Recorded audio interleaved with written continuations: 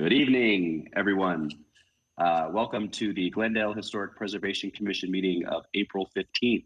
I call the meeting to order at 5:09 p.m. Roll call, please.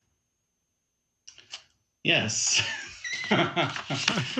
Or wait, you know what? I need to read my little statement. Sorry. Yeah, read your statement. I'll read my statement.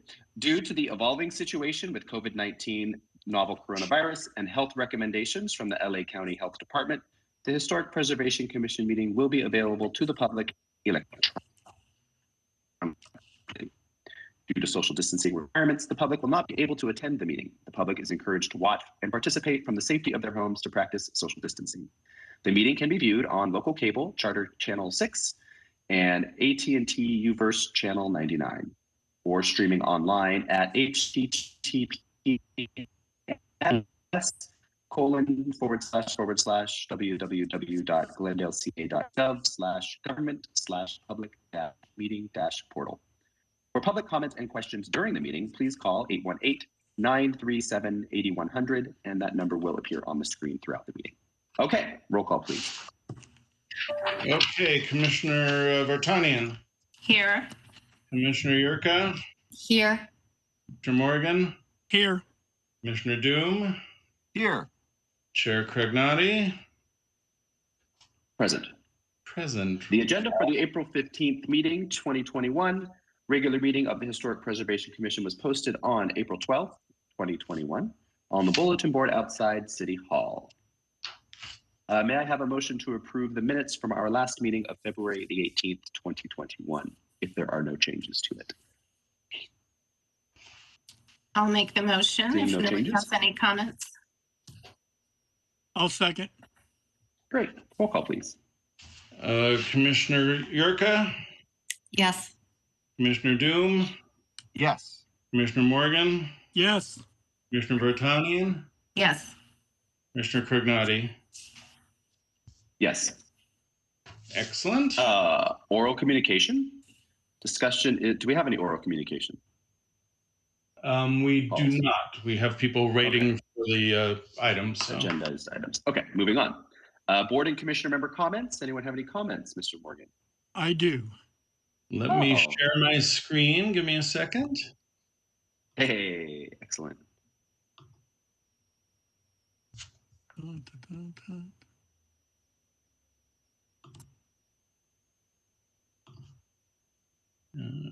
There it is. And we have some slides for Commissioner Morgan. There you go. I would just like to invite everybody. The Eagle Rock Valley Historical Society is having a Zoom slide show and panel question and answer on Tuesday, April 27th at 7 p.m. That's Eagle Rock Valley Historical Society. I am one of the participants. The people that are participating are the slideshow presentation highlighting this and other developments will have this is not, however, a forum for discussion of current transportation issues, but history between Glendale and Eagle Rock. The panel includes Alan Weeks, who's an expert on trolley systems and longtime Metro employee, yourself, myself, Michael Morgan, expert on the Glendale and Eagle Rock Railway, Severin Martinez, a city planner who has studied the freeway and road connections between Eagle Rock and the region, and then Eric Warren, who is the Eagle Rock Valley Historical Society's curator. He will moderate. It's on Tuesday, again, Tuesday the 27th, and if you want to log in, you have to go to eaglerockhistory.org. Then, one more. Thank you. There is a launch party for a book by Ken Bernstein, who's with the Los Angeles LA City Historic Commission. No, well, he runs the Office of Historic Resources. Okay, that's it. Thank you. Anyway, so there is a launch party on the 20th, April 20th. You can log on and hear this launch party. but you have to go through Angel City Press, and it's just a little bit about it. Preserving Los Angeles aims to bring the Los Angeles historic preservation story to a larger public, both locally and nationally, detailing how preservation has become an engine of positive change across our city. It showcases preservation rescues through historic designation, historic districts that have sparked neighborhood revitalization, adaptive reuse projects that have created a downtown renaissance, and new affordable housing and groundbreaking historic preservation frameworks that are elevating the social and cultural history of the city's diverse communities. And he says, I was proud to partner with the remarkable architectural photographer, Stephen Schaefer, who has beautifully captured Los Angeles and its rich cultural resources in over 300 full-color photos. The book concludes with a field guide to Survey LA, which we have talked about at the commission, with photo spreads featuring interesting discoveries from the survey in every Los Angeles community. And that, again, is on Tuesday, April 20th at 6 p.m. And you can get into that by going to Angel City Press. They will have your ability to listen in. And that's it. Great. Thank you, Mr. Morgan. Anyone else? Any comments? Seeing none, we will move on. Old business. All right. 1039 West Mountain Street, review of proposed additions and alterations, PDR 2015-890. We are going to be continuing that to our meeting on the HPC meeting on May 20th, 2021. Jay, do you need a motion for that? Yes, we need a vote on that. The way this works, when we continue items to a date certain and the project wasn't ready to move forward for tonight, so we just need to keep moving it forward, and we're hopeful that May 20th is going to work. There's a chance it'll be June, but as of now, I think May is going to be good. So yes, if we have a vote, I will call a roll call for the continuation. Commissioner Vartanian? Yes. Morgan? Yes. Doom? Yes. Yorka? Yes. Cragnotti? Yes. You don't need someone to have made an official motion on that. You're good. Oh, yeah, you can make a post motion, sure. Maybe we should have someone official do it. I'll move. Thank you, Catherine. Do I have a second? Mr. Doom, thank you. Moving on. Due to a slight scheduling conflict, folks, we are going to shift our agenda a little bit. We're going to be switching two of our items. We're moving into new business now. We're switching items A and items B. We're going to pull item B forward and address that now. It is the proposed Casa Verdugo Historic District. I live within the boundaries of the proposed Casa Verdugo Historic District, so therefore I have to recuse myself from this discussion. Mr. Doom, are you prepared to take over in my stead? Yes, thank you, Commissioner Craig. That's quite a step that follow in. Thank you. I'll be back shortly. Okay. Enjoy your time. So item B, do we have a project description, Jay? Yeah, go for it. Oh, am I supposed to read? Yeah. Oh, if you have the agenda, you should read it. If not, I'll read it for you. Sure, I have the agenda. Proposed Verdugo Historic District, review of historic resources survey and petition authorization with the number here PZC 1726288. And the project description is a review of historic resources survey and petition authorization for the proposed Casa Verdugo Historic District with environmental determination. You know, you don't need to read that unless you really want to. No, I don't need to. I'll be happy. All right. So would you like me to introduce this, give a quick intro, and then we'll introduce our consultants? Yes, please. Okay, so as you noticed when you got the agenda tonight, it's a historic district night in Glendale. And I just thought it would be fun to share this slide since all three of the topics that we're discussing historic district-wise tonight are highlighted in red here. And it just gives an interesting visual of how our districting program has gained so much traction over the years and drawn so much interest from the community.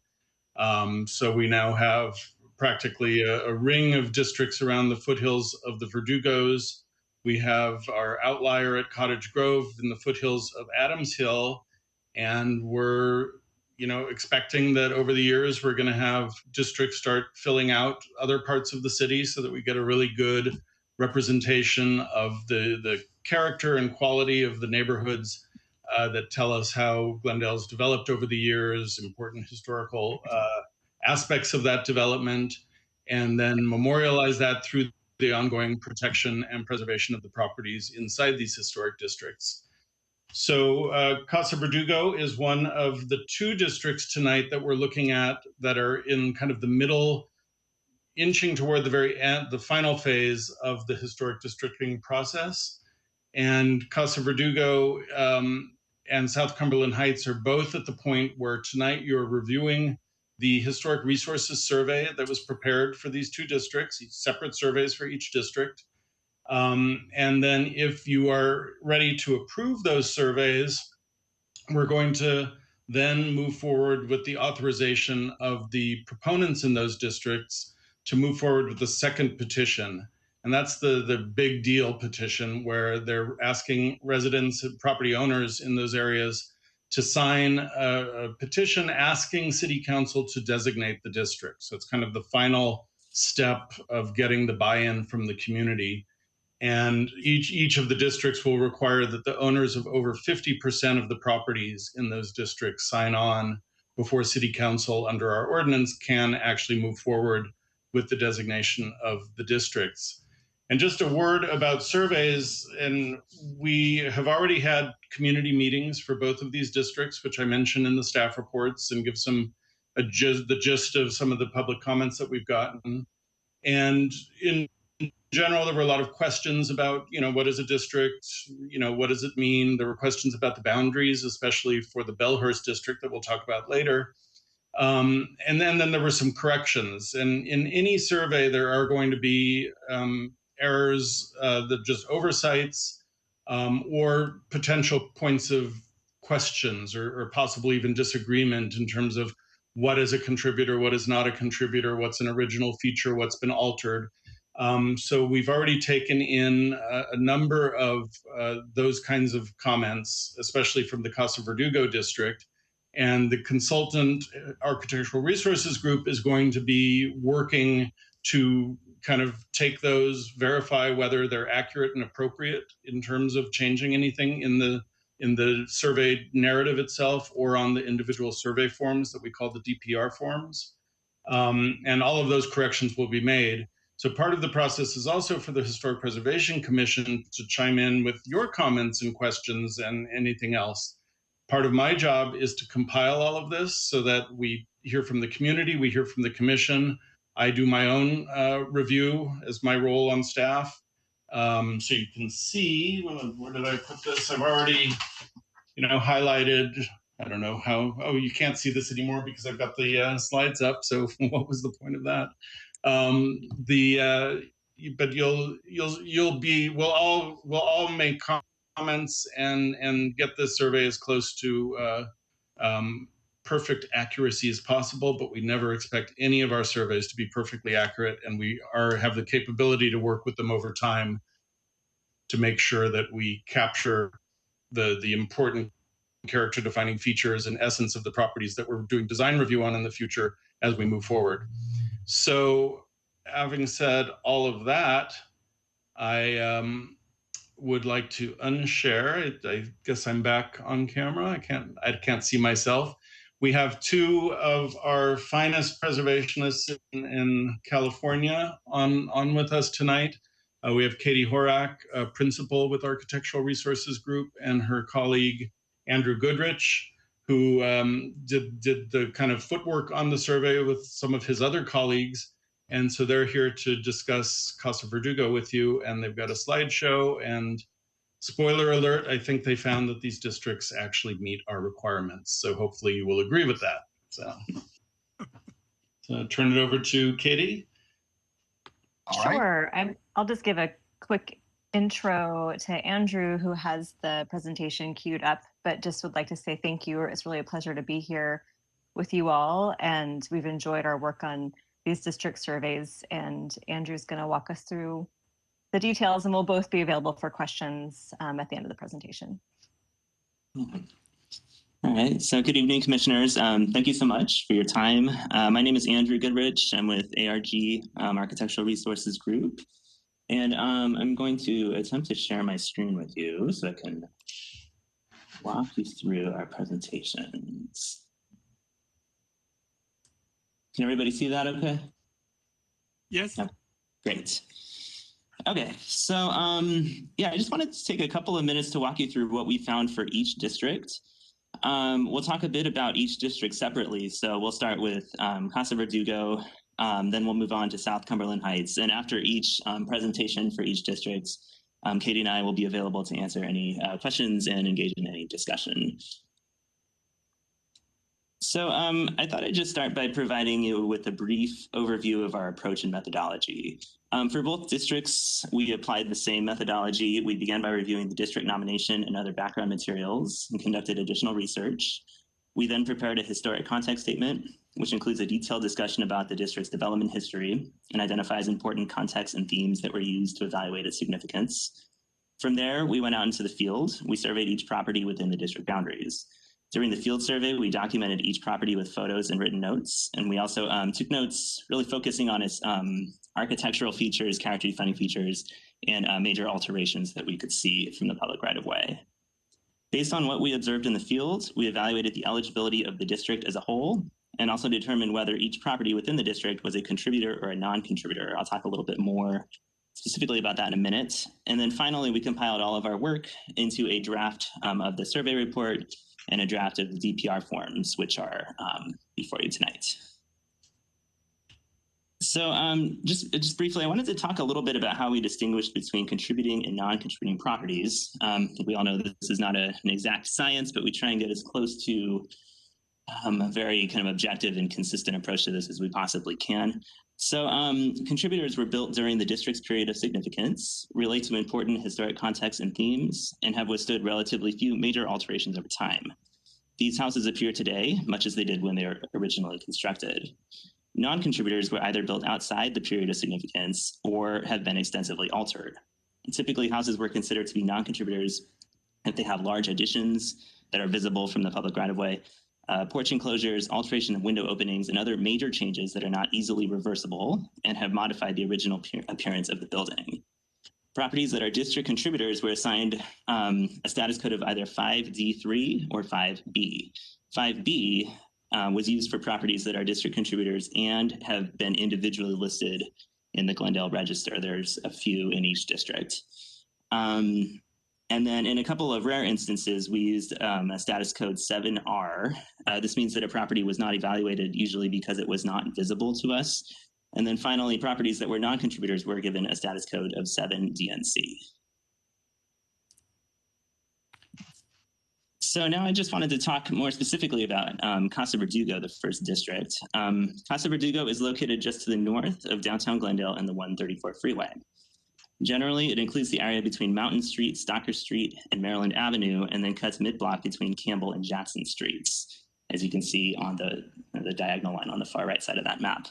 The southern boundary is a bit irregular. It was drawn this way very deliberately to exclude some incompatible infill along Stocker Street, along the southern edge of the district. In total, there are 112 properties within this boundary. The neighborhood has a really interesting origin story. It developed in tandem with the expansion of a streetcar line around the turn of the 20th century.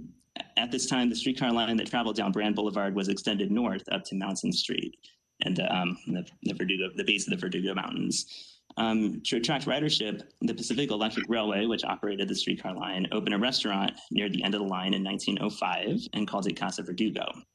The restaurant was located in an old adobe house, which is no longer there. And it was a themed environment that served what was then called Spanish cuisine, and today it would probably be called Mexican food. The restaurant was a huge success. People from all over would take day trips on the streetcar line through Glendale and would eat at the Casa Verdugo restaurant.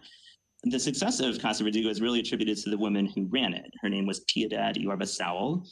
She was a very charismatic figure and a very savvy businesswoman.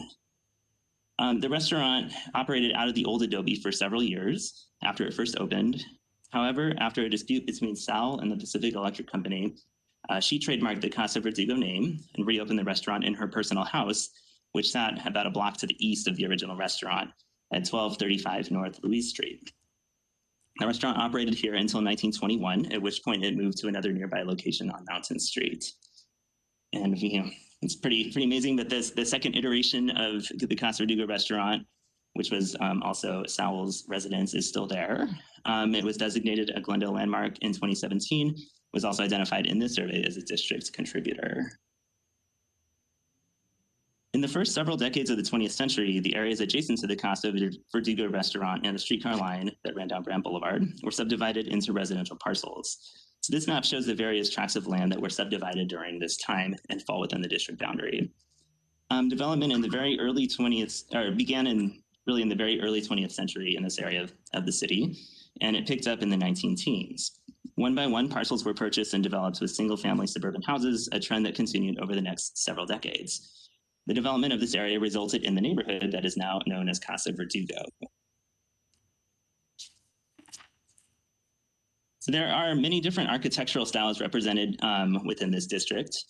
Casa Verdugo has quite a few craftsman-style houses, especially on the blocks in the northern part of the district. So pictured here are just a few of the many craftsman-style houses within the district boundary.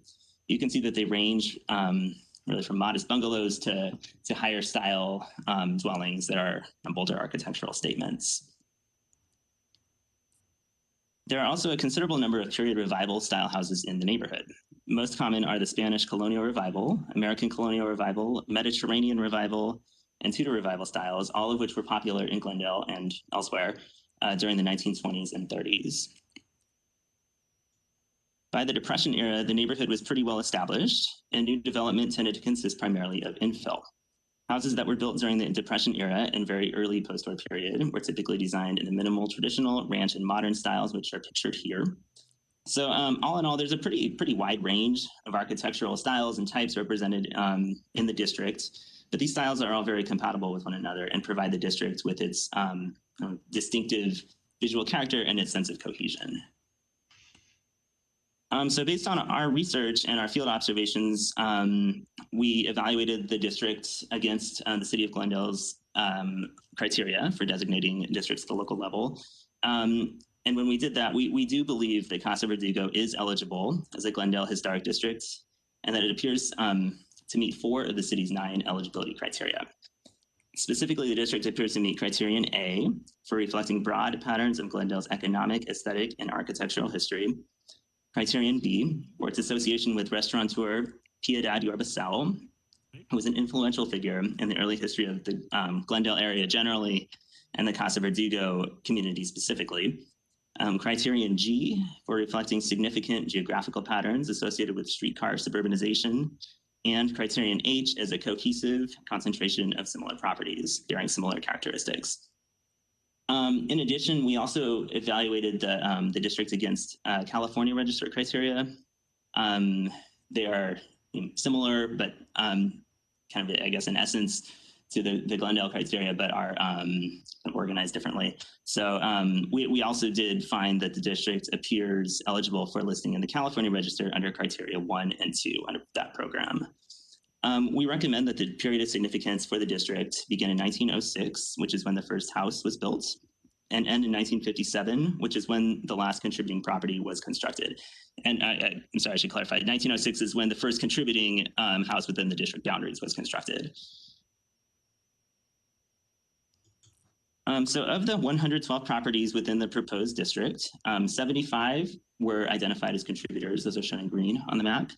35 were identified as non-contributors, which are shaded gray. And 2 were not evaluated and are shaded in a light yellow. So one of these properties was not visible. It's located on a flag lot. And we just couldn't see anything from the public right of way, so we weren't able to complete that evaluation. And the second was under construction at the time of the survey. So it couldn't be evaluated at that time. So that concludes our portion of the presentation for Casa Verdugo. Katie and I are both here to answer any questions that you might have. And thank you so much for your time. Thank you both very much. Excellent presentation. love all the pictures. And do any commission members have any questions for our presenters? Well, I would like to address the letter that we got from the Casa Verdugo Historic District Committee. Have you all seen the letter? Yes, we have. Okay, how do you respond to their information, you know, the additional information and their disagreement on a couple of the criteria? Andrew, could you unshare your screen? Oh, yeah, absolutely. Let me Thanks. see how I. Give me 1 second while I figure out how to do that.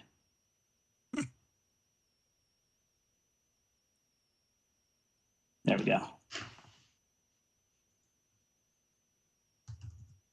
Well, I'll start with that. Or Andrew, are you ready to? Do you want to talk about criterion C?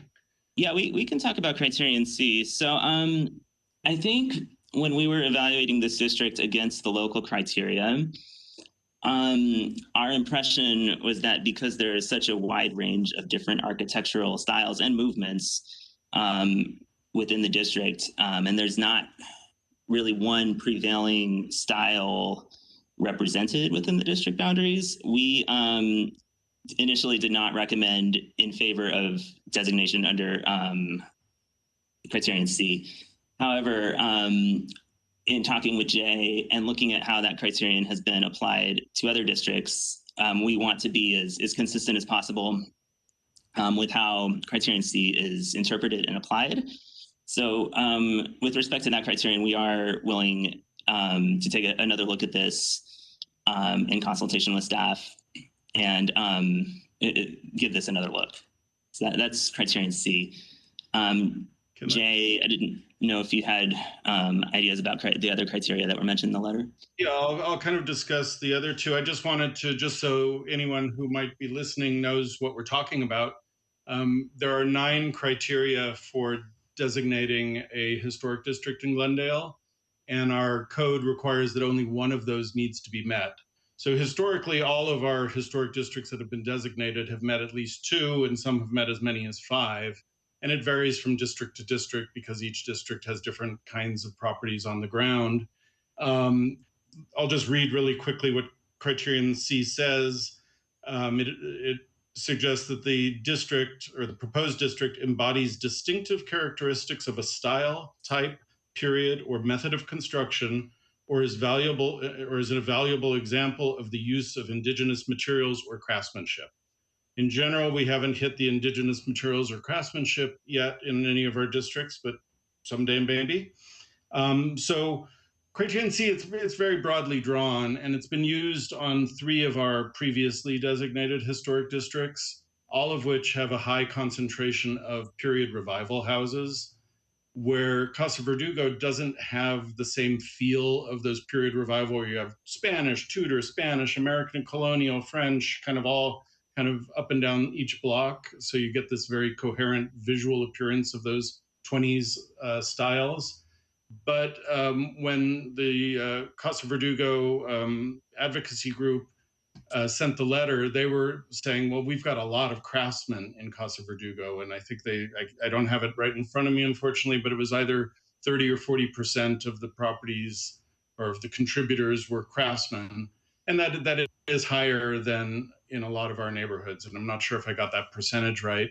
And so from the staff perspective, we're completely open to adding criterion C for this. It's just a little different than the way it's been used for others, but that doesn't mean it can't be used here, obviously. So if the commission wants to direct us to do that, we're fully supportive of that addition.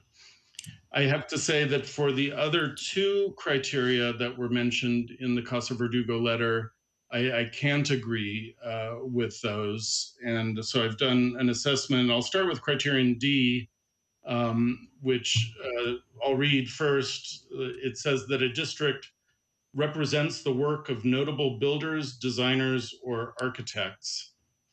And that I'm reading from the report, and I think it may have a few more words in the actual ordinance. This criterion D is not meant to, as the Casa Verdugo group was suggesting, recognize that there are few architects of note, or at least architects that we've heard of, who designed buildings in that district. What it's really looking for is a district that reflects a singular kind of design hand, a singular conceptualizing hand. And the best way that I can explain it is that it's really intended for a neighborhood that was probably built all at the same time as a tract, and then had a significant architect or builder associated with it. So out in the Los Angeles area, we have the Gregory Ain tract in Mar Vista, all of the houses designed by Ain. In Granada Hills, we have the Eichler tract, where all of the houses were designed by Jones and Emmons and built by Joseph Eichler, the developer. Very consistent homes stretching up and down each block. In Glendale, what I picture this criterion being useful for is if we ever have any districts in the future proposed, especially up in North Glendale, where we actually have tract development, including some very cool mid-century tracts by Webster Wiley, by, I can't remember, Stuart Biles' father, Yes. if you know Stuart. So we have tracts of that mid-century era that are still intact and I think ready to be districts if people up there are interested in designating them. But I completely disagree that this criterion would apply to Casa Verdugo. And the commission can indicate otherwise, but I do think just historically, we've never used this criterion. And I think that's a good sign that none of our consultants who've worked on any of our districts, some of which do have works by notable architects, has ever felt that that criterion applied, and staff certainly hasn't. In terms of criterion A, which reads that the historic district exemplifies or reflects special elements of the city's cultural, social, economic, political, aesthetic, engineering, architectural, or natural history, the consultants have already found that this district meets that criterion. But the Casa Verdugo advocates specifically were interested in having a greater recognition of the history of the annexation of Glendale. Yes. And the Casa Verdugo annex. I do not agree that Casa Verdugo as a historic district has any special connection to the annexation history of Glendale for two reasons. One is it was a late annexation. It's the 19th annexation that was made in the city. Took a long time and there was controversy associated with it. But it also, when you look at the tract map boundary, it's a big tract. It extends all the way, it extends north and west from the Casa Verdugo neighborhood. Casa Verdugo is kind of at the far eastern edge, and it actually includes Brockmont Park. So almost all of the Brockmont Park designated historic district is included in the Casa Verdugo annexation tract. And to me, we didn't do it for Brockmont Park. Why would we do it for Casa Verdugo, which is just a small subset of the annexed area?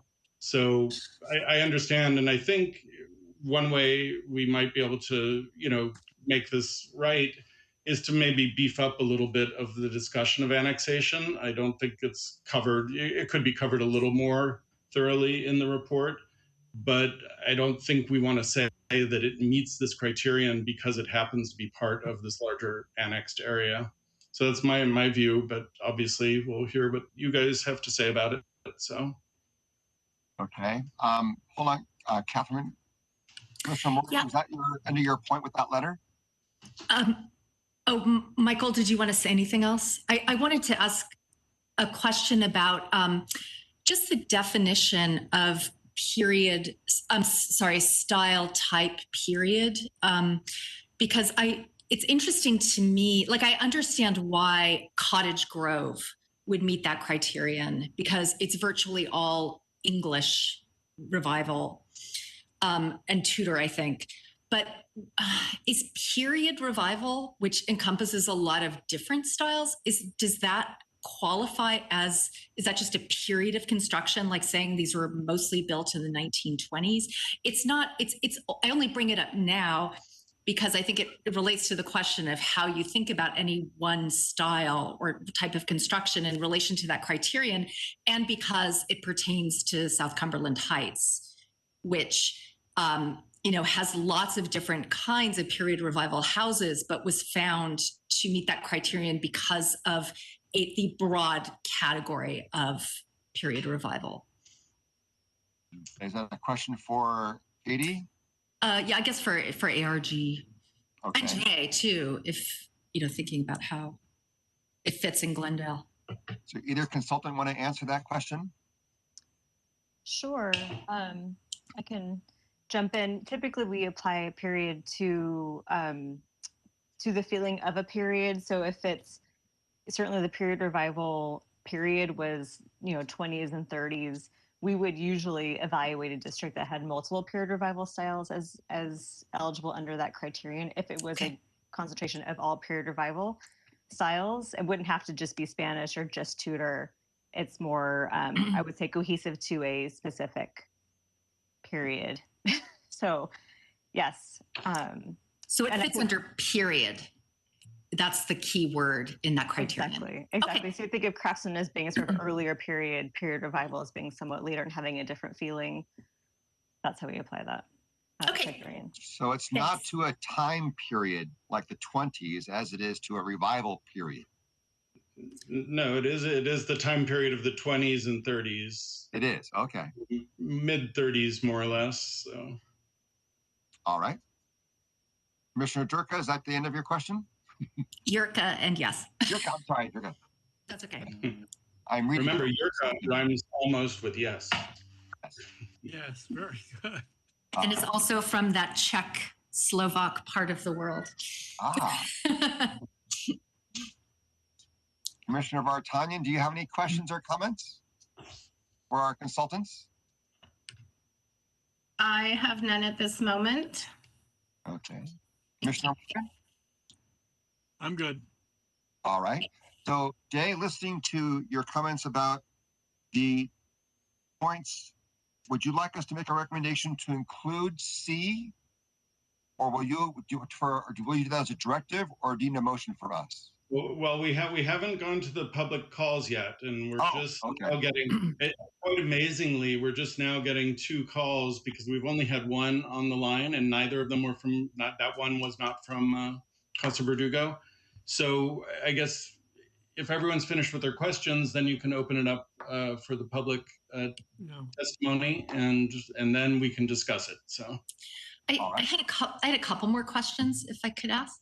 Yes. Thanks. Yes. I was wondering, could you say a little bit more about the 7DNC status code? Was that introduced for these surveys? I don't. Is it something that we've used in the past? Yeah, we used it for Niodrara. Did we? Okay. A relatively recent one. Mm-hmm. It's a status code that's unique to Glendale because the existing California status codes that the Office of Historic Preservation has established are not really great when it comes down to historic contributors and non-contributors. Yeah. And so we created the 7DNC specifically because a property could be a non-contributor, but it could be an amazing example of a style or a period or something out of the period of significance in the district. So it doesn't make the cut to be in the district, but it on its own could be remarkable. We used to give properties the 6Z status code, which means ineligible for designation at any level. And that didn't seem right to be putting that code on a property that possibly could. And then the 7 numbers are for properties, as Andrew said, the flag lots or properties that we just don't know enough about. We need more research. So it's kind of the uncertain, undetermined category. So we wrote 7DNC specifically to say, hey, we don't know if this is eligible for anything else or if it's significant in any other way, but it is subject to the non-contributor guidelines in the historic district guidelines.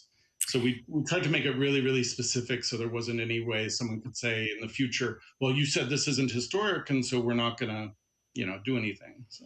Yeah, I agree. I think that makes a lot of sense. I also just, if it's not codified anywhere in our sort of documentation beyond the actual surveys, it might be a good idea to do that so that people just have a sense, because that number seems kind of unanchored. Yeah, it's in the report, so I'm not sure if it's defined fully. So that's a good point. We can, if it's not defined fully in the report, we'll do that. The state, I don't know I think the state should adopt it statewide, but they haven't, and I don't know that they will. So. And then also, this is another question for the consultants, and I just was wondering if, and also just, I wanted to know if to what extent this had, Jay, you had a chance to review it, or does the review come between the draft and the final, and whether you were asked, whether there were any properties that you thought were, whether there was any disagreement between staff and the consultants about which properties were contributors and which not? Yeah, what I was trying to do before when I had my slideshow up, I've gone through, this is my notebook. I don't know if you can see, I've got tabs in there. We can. There are a number of properties I just have questions about. There's one that is a contributor that I'm not sure should be a contributor in South Cumberland Heights. I think there was another one that was a non-contributor that I was like, well, why did you think this is a non-contributor?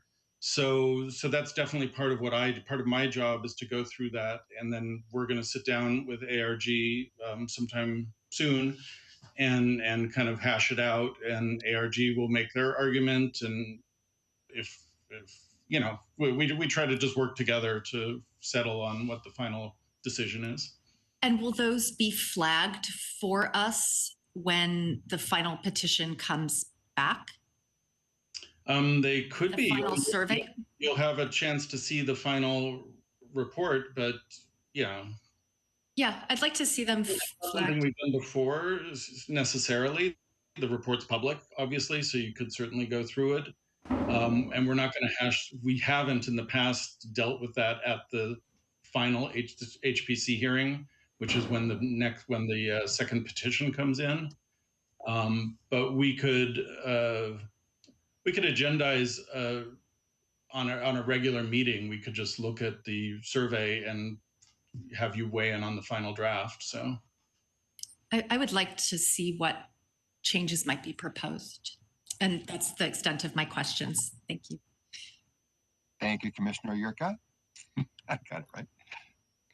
All right. I guess we'll now look to the public comments. Well, I have one question. Oh, what? Oh, I'm sorry, Mr. Morgan. One more question. You know, the California Register evaluation. So the district, let's say it becomes on the Glendale Register, can they go farther? Will the city pay for it, or is it just a mute thing? Yeah, we're not going to move it forward onto the California Register.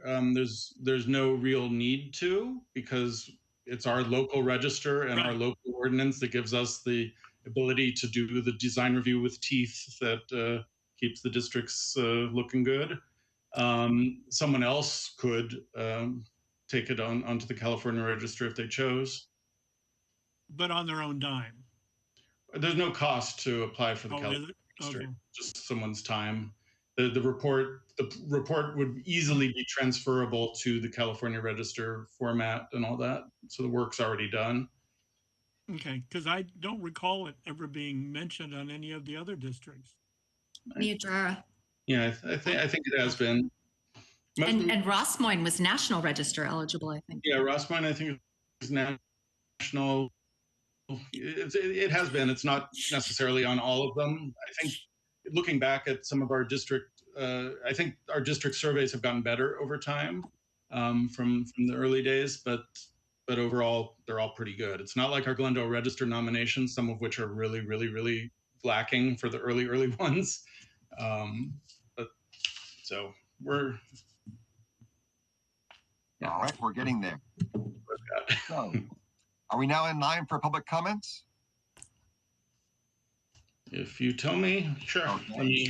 My screen just went dead, so give me a second. Do we have any public comments? And we do. All right. That's why I was shocked when we only had one caller on the line before. So.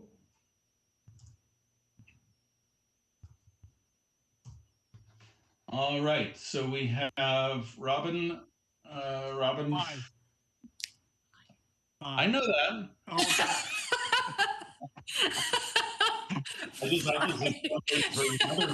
Sorry. I was trying to read the list here.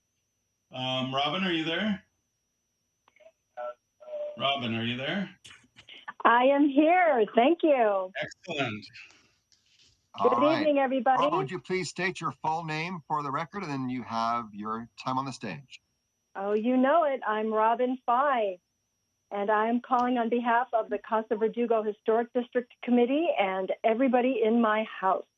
We are all very excited to finally make it to this point with the finish line in sight at last. Obviously, we are thrilled with and support the survey's findings that Casa Verdugo qualifies for historic district status, and we hope you vote to let us move into the next phase of the process. I had a whole spiel prepared for Criterion C, but it sounds like Mr. Goodrich is already going to address that, and we appreciate ARG taking another look at this.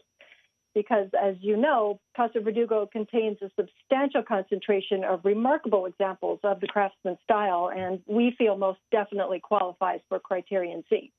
We are all about our craftsmen here in Casa Verdugo. So thank you for your time, and have a good evening. Thank you very much, Robin. Bye. Bye-bye. Thank you for calling in. Next up, we have Sean Bursell. Yes, I'm Sean, are you there? Mr. Bursell. Yes. Yes, how are you? Fine, thank you. Would you please state your name Good. for the record, and you have the floor.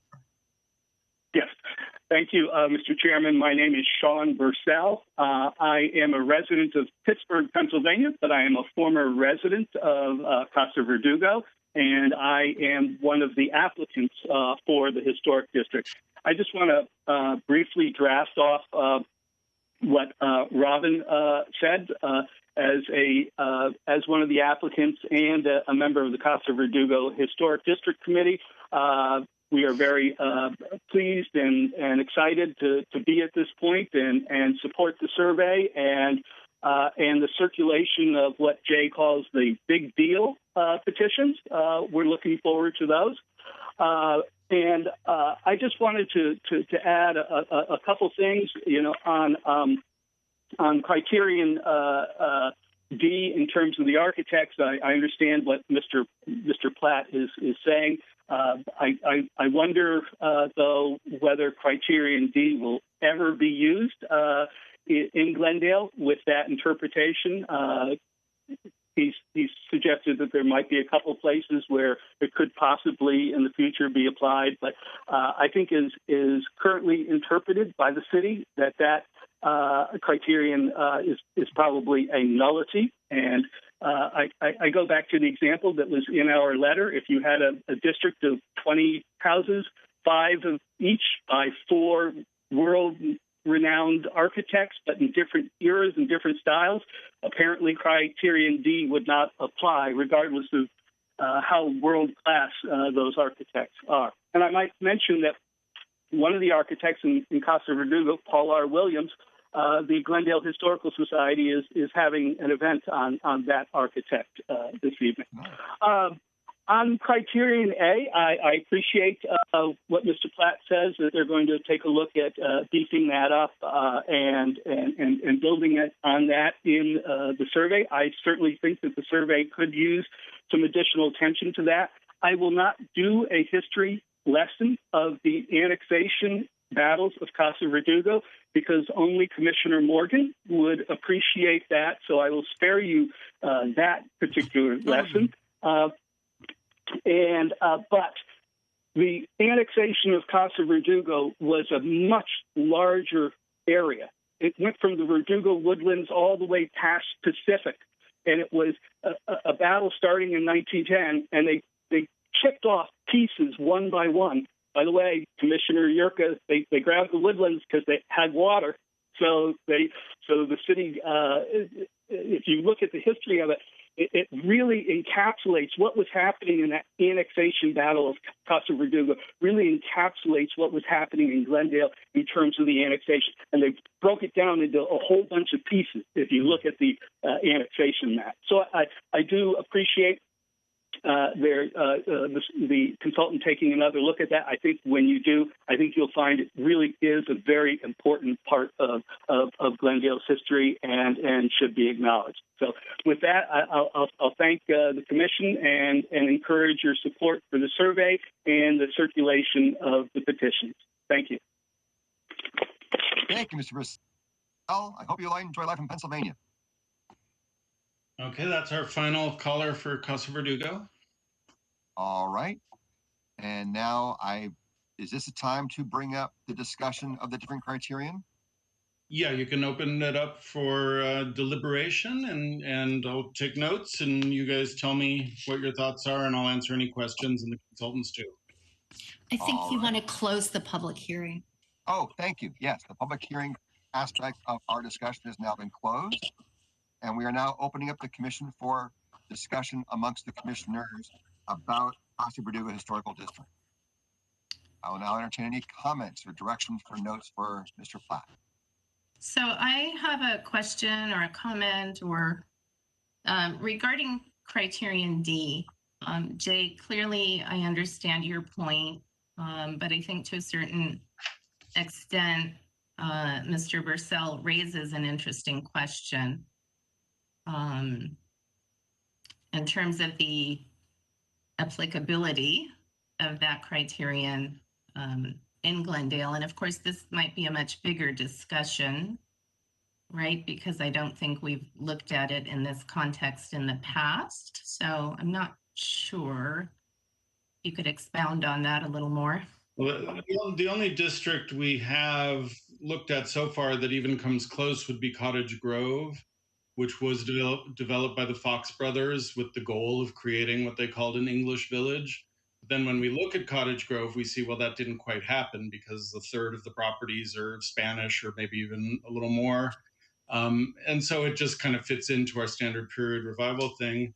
I disagree. I have personally seen a number of neighborhoods that would fit into this district, and they tend to be tract developments. There's an amazing multifamily tract near the, if you go up Verdugo Road to where the market is, to the just south, I guess the southeast corner where Verdugo curves toward La Cañada. There's a fantastic grouping of multifamily houses in kind of this large puffed up ranch style, incredibly coherent, really a really nice neighborhood. And as I mentioned, there are these other tracts, the Webb Wiley tracts and Biles, and I think a couple of others. And I think that's truly what this criterion was designed to meet. This criterion was developed when we developed the historic district guidelines. And the fact that it hasn't been used doesn't mean it won't be used. If Sean's kind of concept of a 20 property district built with homes by 4 genius architects comes to pass, which I don't think we're going to find in Glendale, maybe then the commission would consider it. But I think it would be unfair to other districts where other districts have plenty of name brand architects who've developed properties or designed properties in them. And we'd have to go back and say, well, why didn't we do it here? And ultimately, it doesn't really matter that much. You only have to meet one criterion, and we're saying that Casa Verdugo meets 5. So, I think, it's a matter of degree. But I don't think I don't think this is staff interpretation. I think it's clear to me that that's what, well, I guess that is staff interpretation, but it does seem clear that that is the intent for criterion D. Yeah. Okay. Okay, thank you for that clarification. And I was not part of the committee, unfortunately, that put these together. So none of us were. Thank you. Any other comments, commissioners? Yes, Commissioner Yurka. Thank you. I did want to reflect on the letter from the committee about the 3 additional criteria. I agree with Jay about the annexation, unless the historic district was with those boundaries or something very, very close to those boundaries, the last holdout in the annexation battle, then I think that it would be eligible for that role in Glendale history. But if it's just a piece of a larger project that was annexed at that date, it doesn't seem to me to qualify. I'm also sympathetic with the argument about the architects. But I will say for one that when Sean was talking about 20 houses, 5 each by 4 prominent architects, I was thinking, of course we would approve it under that criterion. So, and I do think it's, I mean, there are a number of fine houses by master architects and by outstanding local architects. But again, I think it's a small number relative to the collection of properties there. What I find much more upsetting, and this is not to blame ARG, is that, you know, there's a high integrity house by someone like Paul Williams, but that its status code is not 5S3, appears eligible for the Glendale Register or the California Register or the National Register, but is simply historic district contributor. And I'm hoping that when we do future surveys, that we will take this opportunity to evaluate properties based on their eligibility for as individually eligible properties and not just as historic district contributors. And I know that ARG was not asked to do that, but it does seem like a missed opportunity with some of these properties. Anyway, I did. And then as far as the craftsman issue goes, you know, I'm actually a little bit ambivalent about that, but I would support it if the consultant and Jay come to an understanding about it. And I think in particular, because it's craftsman's and it's, you know, that's a particularly important and decimated style in Glendale. And there is a relatively, it may not be a majority of the district, but it's a fine and probably the largest intact grouping in Glendale of that number. So it seems worth considering adding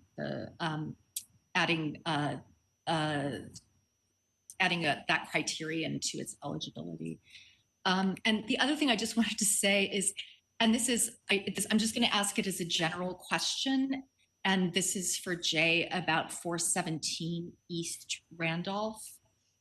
And this is the property that had the unpermitted, that far exceeded the permits. And I just want to know what the process is going to be for a reevaluation, and also have there been approvals for what has been done on that property? Well, HPC in this district? I'm sorry, it's within the historic district. Okay. Yeah, it's in Casa Verdugo. It's 417 East Lorraine. It's Lorraine, right? Yes, sorry. And yeah, so HPC reviewed that project and approved the project because we took it as advisory review to HPC because there was concern about tearing down the single car attached garage. The issue was a zoning code issue. The owners wanted to build an addition. To build an addition of a certain size, you can't have a substandard garage. So they were proposing to build a 2-car garage at the back and tear down the 1-car garage. HPC said, no, we're not going to go with that.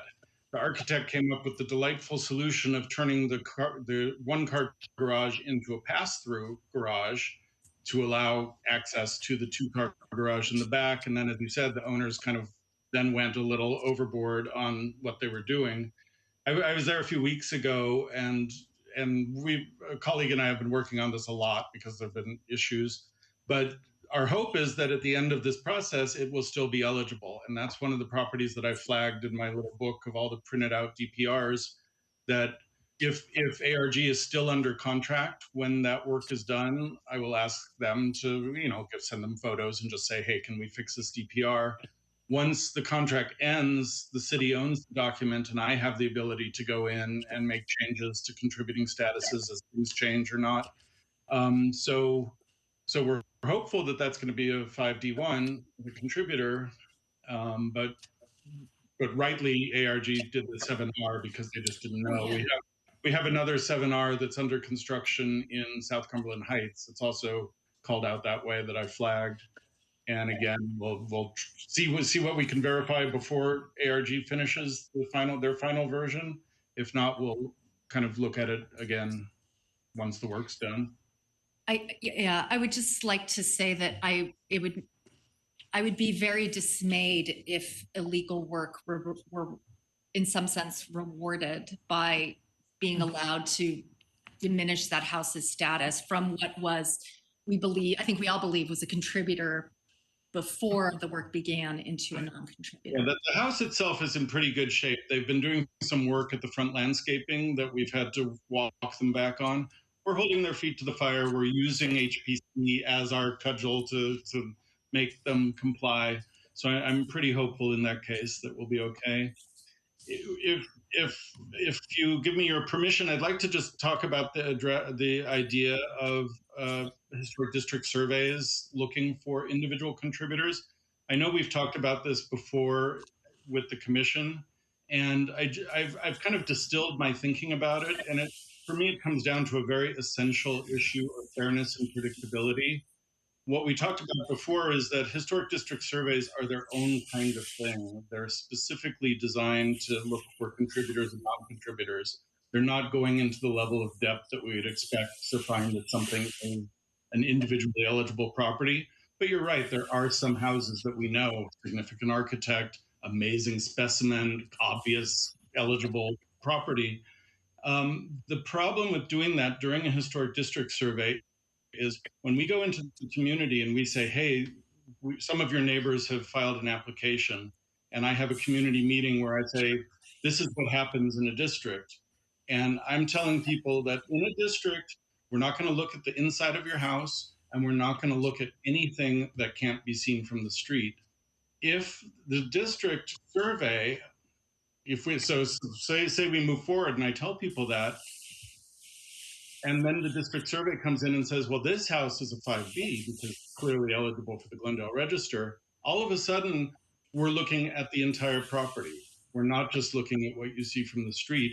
And those people aren't going to know that until after they've signed the first petition, the second petition. It seems extremely unfair to me to kind of burden that owner with this kind of after the fact, oh, and by the way, you are going to be differently treated than the people who we talked about at the beginning of this process in terms of just looking to see what's visible from the street.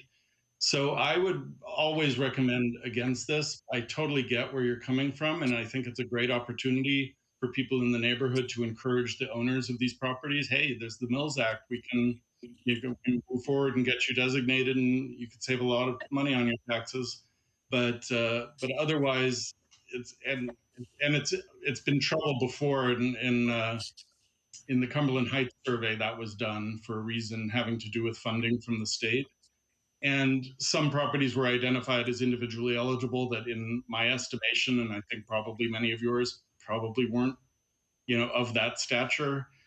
That could be just a survey. Please. I have to go. Like I said, it's after 6. All right. So let's see if we can. You can go. We can take a vote with 3. I don't want to. If there are any other questions, but I'll end my spiel there. So okay. So and I will not respond, even though I have a. Okay. But yeah, go ahead since you're busy. You can after I leave with Commissioner Pragnotti.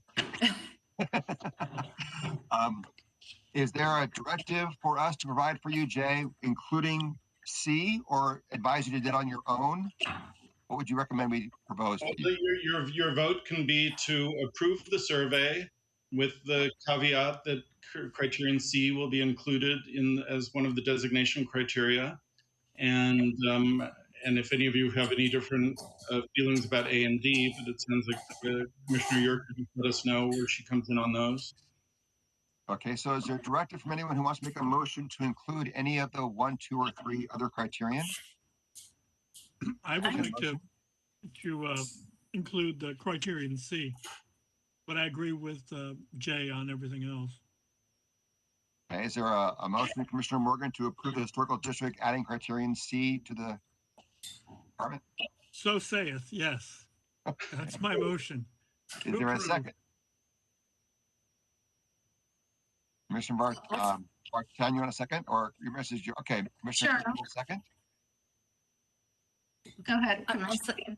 I'll second. Sorry. Okay, Yurka seconds. Second. All right. May we have a roll call vote, please? Okay, Commissioner Bartanian, Yes. Commissioner Yurka, Yes. Commissioner Morgan, Yes. and Chair Pro Tem Doom. Yes. Okay, 4-0 to move the survey forward, or move the process forward. Thank you. Congratulations, much. Casa Verdugo. Yes. Thank you very much. Absolutely. Commissioner Craignati, I'm very happy and willing to turn the reins back over to your troubled hands. What did I miss? Someone fill me in. Just kidding. That was a lively discussion, folks. Got a lot done. That was great. Thank you for stepping in, Mr. Doom. Have a nice evening. I'll try and tune in from my Thank phone, you. but I can't. I'll be here in person. That would be great. Thank All you. right, thank you. Thank you for your service. Okay. Thank you, everybody, for taking care of that. We will now move on backwards to 7A.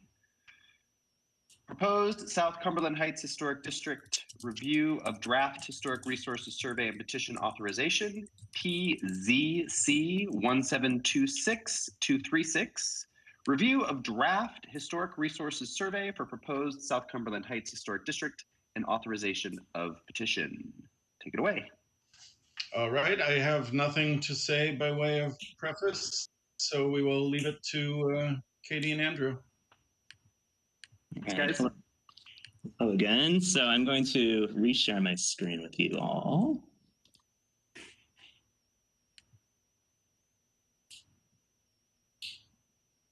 Okay, can everybody see my screen okay? Yes. Great. Okay, so Yes, now I wanted to talk, kind of do the same exercise and walk you through our approach and our findings for South Cumberland Heights. So for this district, we followed the same methodology as we did for Casa Verdugo. So this screen probably looks very familiar to you. We started reviewing background materials and conducting additional research. We developed a historic context statement. We surveyed each property within the district boundaries. We evaluated the eligibility of the district as a whole, as well as the contributing status of each property. And finally, we put it all together in the form of a draft survey report and draft DPR forms. So the same thresholds that we discussed before for Casa Verdugo were also used to distinguish between non-contributors and contributors in the South Cumberland Heights District, and the same series of status codes, so 5D1, 7DNC, and 5B, and the occasional 7R, were also applied to indicate the status of each property within this district. So South Cumberland Heights is located in Northwest Glendale, actually not too far from Casa Verdugo, and also not too far from the Brand Library. As shown on this map, its boundaries are irregular, which I'll address more in a minute, but they generally encompass the area between Cumberland Road, Kenneth Road, Grandview Road, and Highland Avenue. In total, there are 217 properties within this district boundary. So South Cumberland Heights is actually part of a larger area called Cumberland Heights.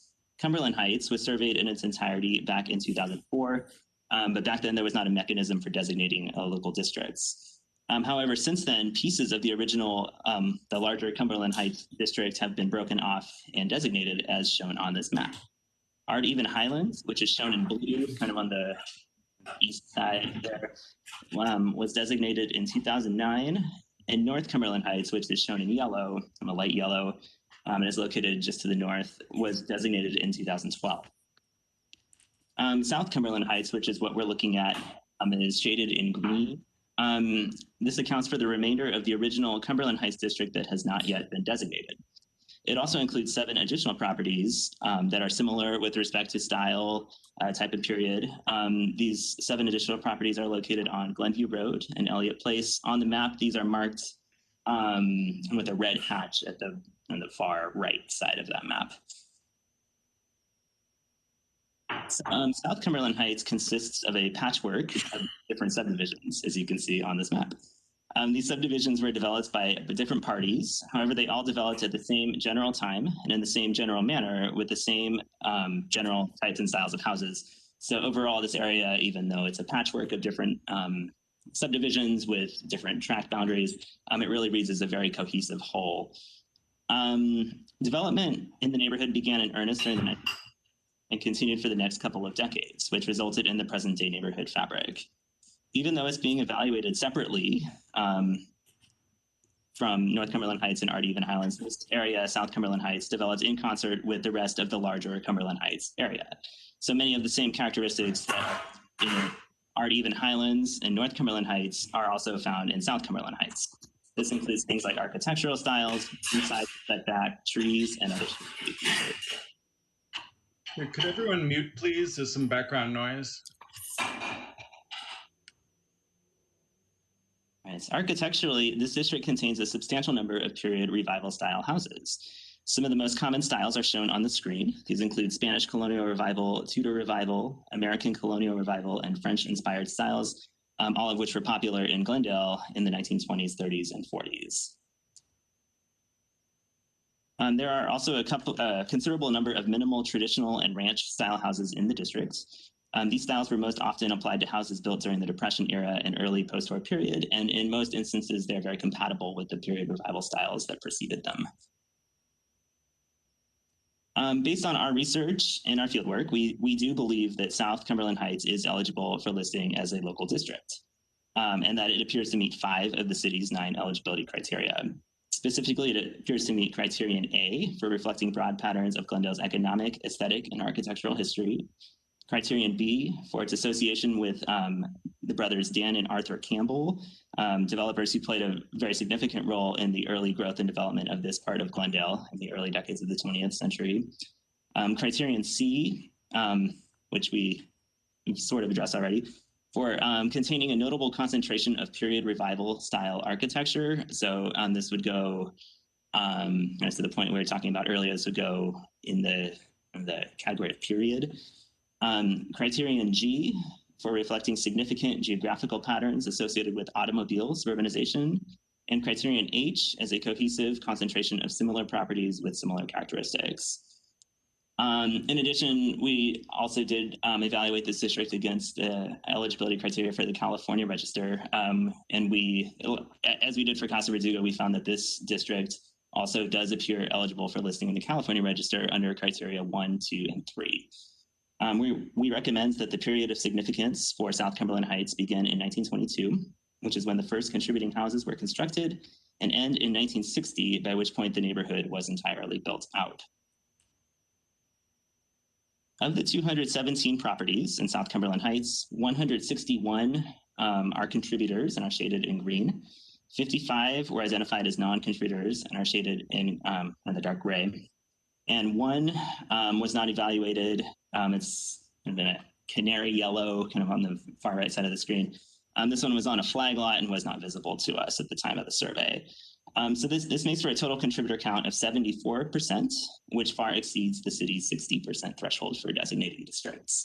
That's all we have for South Cumberland Heights. And again, we are available and happy to answer any questions you have. Thank you. Thank you guys very much for that. Jay, did we get any, well, let's start with commissioners. Any commissioner reaction to that? Any questions for our presenter? Anyone? No questions. Oh. Yes. Kathy? Yeah, I just had a question based on the comment letter from Derek Katow that because I walked the district and I noticed 1610 Cumberland, and he thought it was within the South Cumberland Heights Historic District. And I think maybe it's in fact in the North Cumberland Heights, but it's a beautiful house, so it should be somewhere. So I didn't know if you guys had had a chance to see that. He also had a question about whether 1005 West Kenneth was part of the Stone Lane development. You know, if you can't answer these questions now, I just want to make sure that they get picked up on. So that house is right on Stone Lane. That's that group of houses that were developed separately in the 60s. So I think he thought it was part of the Stone Lane development, but it may be your map showed it as part of the subdivision of one of those little subdivisions. So I just wanted to flag those questions. I can address the Stone Lane, but did you say it's 1610 Cumberland Road? Oh, sorry. I'm sorry. It's Grandview. So I can't keep these names straight. 1610 Grandview. All right. Let's see what that turns up. Unless Andrew, or if you have anything. I'm just looking at the map in the report. It looks like that property would be, it's like literally just the next one over from the boundary. I believe it's in North Cumberland Heights, but we'll go back and make sure that it's accounted for. Okay. Yeah, there's no gap between North Cumberland and South Cumberland. So everything at the end of this phase should be included. The North Cumberland includes the houses on the south side of Cumberland, I believe. In terms of, and Andrew, if you could go back to the contributor map real quick, that will help us with the Stone Lane house. So if you see that gray, right next to where it says Stone Lane, there's a gray non-contributor. And that is a house that was built as part of the Stone Lane development. It was included in the 2004 Cumberland Heights survey, and Stone Lane itself was originally looked at in that survey and then excluded because it obviously didn't have any historic character.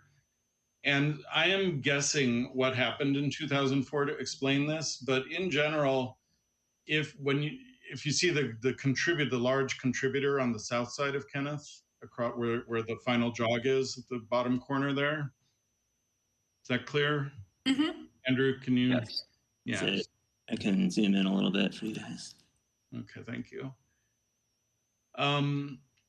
If we excluded 1,000 or whatever the street number is, it would just make the boundary a little less good because there wouldn't be a corresponding property across the street. It would be a little bit of a grab to go get that. We could certainly remove the house from the district, but in my view, it's not a bad thing to have a non-contributor, especially on the edge of the district, because we have some control over future alterations to that site. If we removed it, we would lose that control. It wouldn't be the end of the world. Personally, I could go either way on this, but I think ARG just kind of inherited the boundary that was established in 2004 that we presented to them when we said, this is what we think South Cumberland Heights is, and the advocates kind of used the same map. So I don't see a huge value in removing it, and maybe a slight benefit in keeping it. Okay, thanks.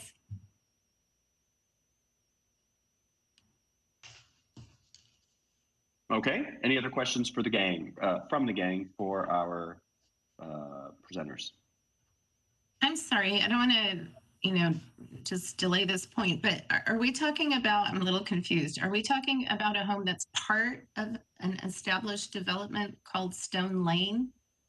And we're just pulling it into the boundaries and calling it a non-contributor? It was built at the same time as the Stone Lane houses. And I'm speculating that it was included in the South Cumberland border to create kind of a better boundary. And I think Katie and Andrew could probably talk about boundaries in general better than I can. But I'm guessing that that's why it was included at the time, because they specifically removed Stone Lane from the survey into somewhere during that 2004 process. And this one was left, and so I'm speculating there was a reason why it was left, but I can't say that for sure. And I'm just at some level wondering if we're doing the owners a disservice as opposed to the district a disservice if it's part of another established tract, if I'm understanding, or are we calling it a tract, or yeah, it was all built. as a tract, I think. No, that's a good point and worth thinking about on the owner's perspective. Yeah, I mean, I think if it's part of an established grouping of homes that are, if we're going to call it a tract, I think it would be fair to remove it. Maybe someday Stone Lane could become its own historic district. We will all 25 or 30 years. World, but yeah, sure. Yeah, I mean, I see where you're coming from, Lorna. I certainly agree with that statement that if it is sort of leaning towards another group and it's a non-contributor, why bundle it in with this group and not let it be off on its own? Yeah, I could see supporting that. So we can probably work that into whatever motion we decide as we move forward, right, Jay? Yeah, and Derek is actually on the line now, so he'll be speaking, so he can. Oh, I'm sure. Know what you're saying. So. Well, Derek's going to sit tight for one more second. Anybody else have any questions for our presenters? Going once, going twice. I'm opening the public hearing. Please bring on Mr. Cattell. Well, he's not first in line, so. Ooh, snap. Okay. You know. Let's open the public comment and go in order, sir. Okay. So Mark Taraborelli's on the line. Are you there? Yes. Hi, everybody. This is Mark Taraborelli. Well, I mean, I want to know why Derek gets billing and I don't. Well, I didn't know you were on the line. This is great. You guys do a speaker call. So, hey, I'm an applicant for the South Cumberland Heights, and I just am so excited that we're at this point. And I hope that you continue to support us and move the district forward. And we're anxious to get the signatures and put the final icing on the cake. Thank you very much. Thank you, Mr. Taraborelli. Next in line, please. Now we have Derek Cattell. Derek, are you there? Ah, Derek. Yes, I'm here. Hello. Derek. All right, I'll be short and sweet, you guys. This Please is Derek Cattell. Say your piece. Okay, I'm Derek Cattell. I'm obviously one of the applicants and a big supporter of historic districting. Please approve us to move forward. We've been going through this process for a very long time, some of us since about the year 2000 when this whole Cumberland Heights initiative initially started. So thank you again. And if you have any questions regarding that property near Stone Lane, I can answer them. If you, I just asked if we could remove it because what I did notice is that it was outside of the year of significance. And then upon further research, I realized it was actually part of the Stone Lane development, although that initial property was included in the original Cumberland Heights Historic Survey. Well, thank you for doing that research and noticing that for us. I'm good for some things, right? Anything else, sir? No, thank you. Many things, Mr. Cattell. Have a wonderful evening. Thanks for calling in. You too. Okay, that's everyone. Mr. Platt, anyone else? Nope.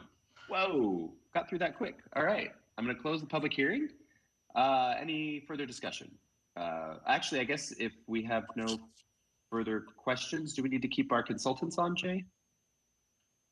If we have no further questions for them, are they part of our last agenda item? Well, every so often you do have questions when you deliberate, but I don't want to speak to their schedules. They'll probably hang out for a couple more minutes. Okay, so we shall deliberate. Anybody want to deliberate first? Kathy, I can see you're ready. Sorry, I don't need to go first.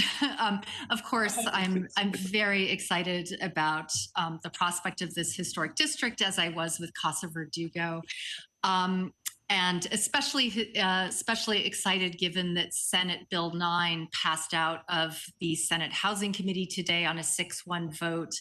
This is the bill that would allow single-family houses to be divided in half and then 3 units built on either half. So 6 units where one house stood, but with exemptions for historic districts. So so it's taken a long time, but it may be in the nick of time.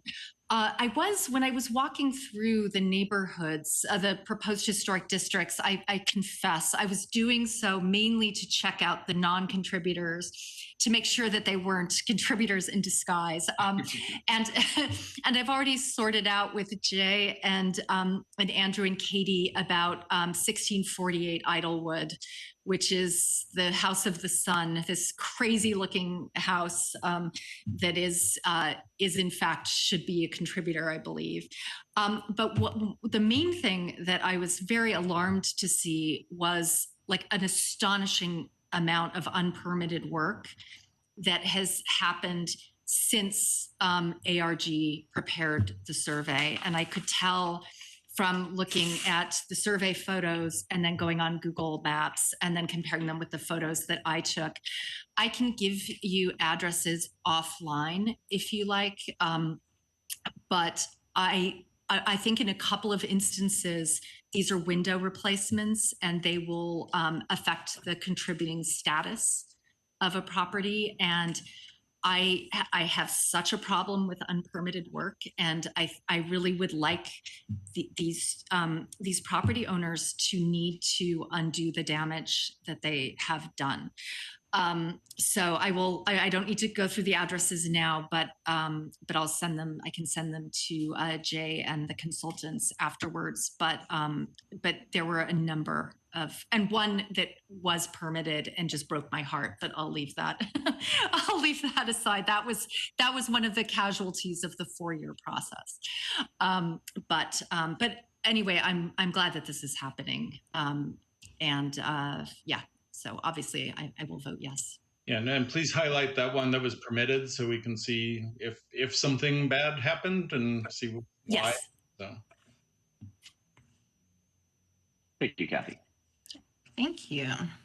Yeah, I would also just like to express my support for the district and thank the proponents for their patience and all of their work over the past 4 years. I know it's been a long wait.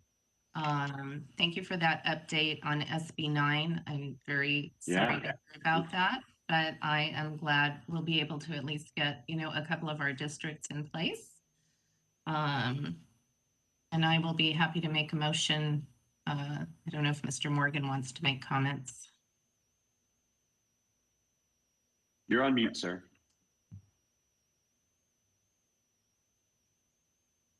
Jay says unmute, and I muted it. I agree with everything the commissioners have said so far, and I just wanted to say that the resource survey is excellent. I mean, going through it, it's just been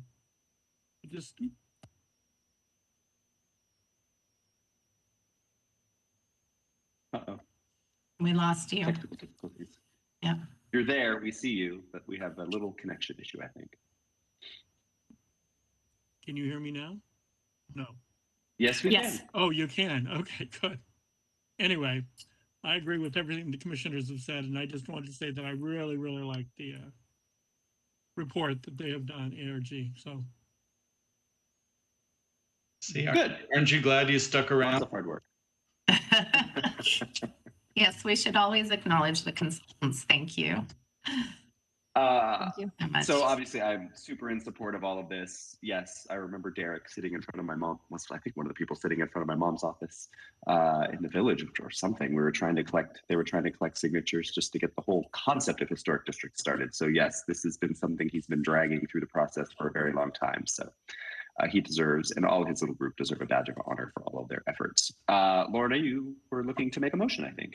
Sure. And I move that the Historic Preservation Commission approve the South Cumberland Heights Historic Resources Survey and authorize circulation of petitions requesting that South Cumberland Heights be designated as an historic district overlay zone with the removal of 1005 West Kenneth Road from the proposed district boundaries.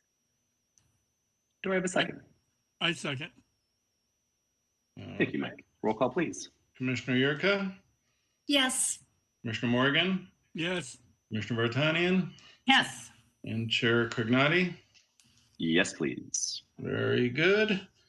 And Thank you, consultants, for Thank you your so much. participation and all your efforts for being here thank tonight. Yeah, thanks. Our process is so crazy and convoluted. Not sure if we're going to be seeing you again, but we certainly hope so. And thank you for everything so far.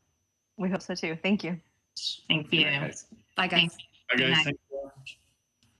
And just All so right. everyone knows, the Bellhurst proponents, who we'll be discussing in a minute, did their amazing petition gathering during COVID and developed a whole methodology for doing that.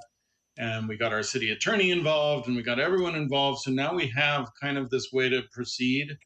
And they're going to be sharing that with the Casa Verdugo proponents and with Derek and his proponent colleagues, so that they can move forward with as much speed as possible. So I think Derek may be ready to roll, but we'll be meeting with the Casa Verdugo group hopefully next week to talk about it. So there you have it. Item 7C, proposed Bellhurst Historic District review of petition requesting historic resources survey, PZC 1817628.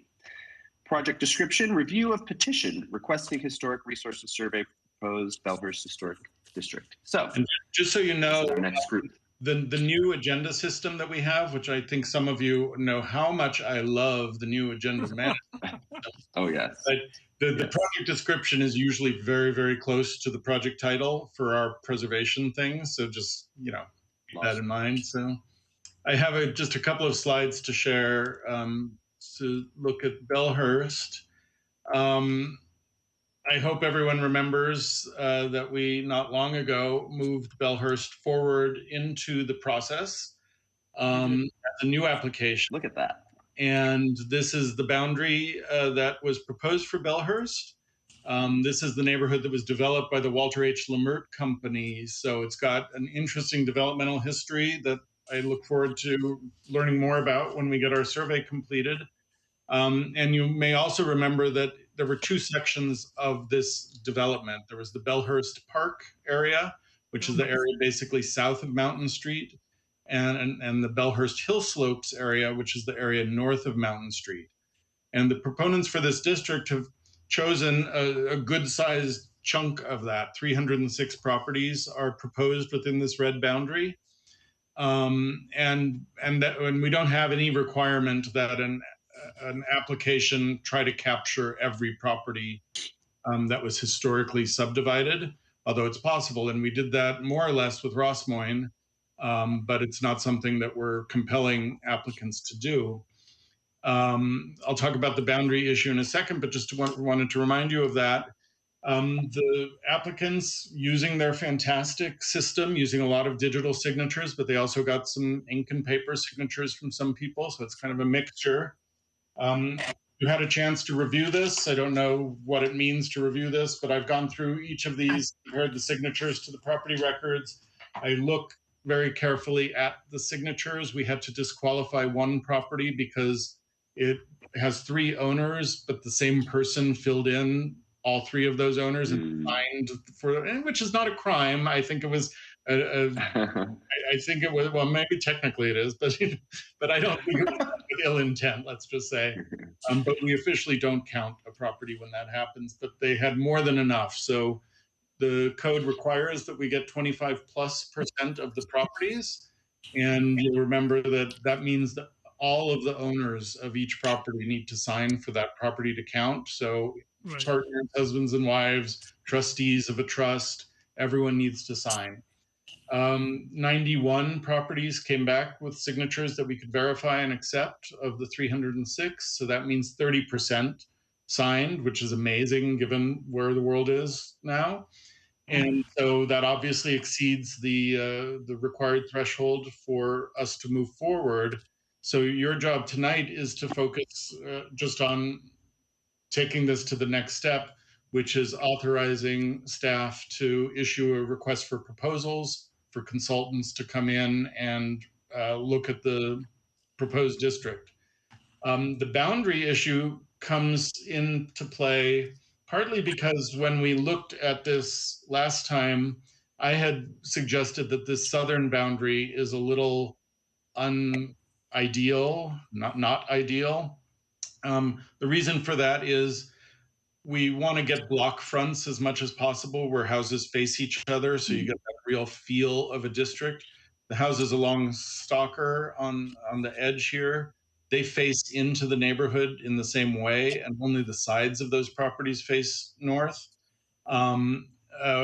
There was discussion among commissioners. We didn't make a decision, and we basically left it up to the consultant to decide whether this is an appropriate boundary or if it could be improved. But since that time, we have heard through the community meetings and through the notice that went out, we had people participating in the meetings and also submitting letters, and not a ton, but more than I've ever seen before for any of our other districts, where people were asking to expand the district to include their properties. Given Commissioner Yurka's news that we just heard, I think there may be much more interest coming forward in districts. But I heard those people, and I see that a couple of them are online now who are not in the boundary that we're looking at, but who are interested in expanding. The problem with doing that is we have some applicants who've spent a lot of time, and it has taken time to get to this point, and proposed a boundary, and they've collected the petitions for that boundary. And what we don't want to do is hold them up in this process at all. We want this process to move forward. So what I'm recommending is when we issue the RFP, we can ask the consultants who bid on this to look at that boundary, but then also give us a separate bid. What would it cost to do the rest of the district, whether it's all of the hill slopes and all of the southern area? I heard from people in both of those sections, hill slopes and the southern section. And it's no skin off our teeth to ask for an RFP to do that. And then when we go to council to get funding, we can present that to council as an option to have that area surveyed. But again, we don't want it to delay anything going on with the current proposal. So again, in line thinking how to be as fair as possible on this, council recently asked the planning division to come up with some proposals to streamline the historic district process. As you know, it is a long and cumbersome process, especially in recent years. But even before, it's still a long and cumbersome process, partly driven by the uncertainty that the city felt about districts and the community felt about them. I think a lot of that concern has gone away. People are comfortable with districts now, so we may not need as many steps. So what I'm going to propose when we go to council is not just a streamlining proposal, but also a way to expand an existing district. Because if you look at what we just saw with Cumberland Heights, we were reinventing the wheel, 3 reports with almost identical information in them about the historical development of this area, when we really could have just expanded what started out as Art Even Highlands into the full Cumberland Heights district that was proposed originally. So that's kind of where I'm thinking about it, and I'd enjoy hearing your thoughts on what the best way to proceed would be in terms of being fair to the current applicants, but also listening to the voices that we've heard from the community.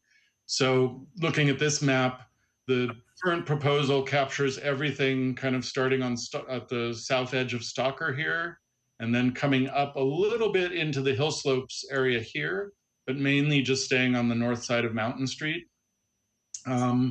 If we were to ask the consultant to expand that area, we'd look at these blocks in the south, probably ending, this is Glen Oaks here, and there's a lot of commercial development, so we'd probably end where the residential ends, just north of that kind of commercial zone. I think this area is residential all the way down. And then we'd also look at one of our comment letters came from someone who lives in this area up here on Hillcroft who is interested. I haven't heard from anyone in these areas.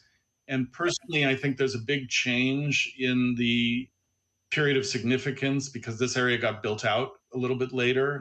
Also the feel, where up here, I think there's maybe more of a question, but this area undoubtedly on the south side is very, very similar to the properties that we have in the proposed boundary.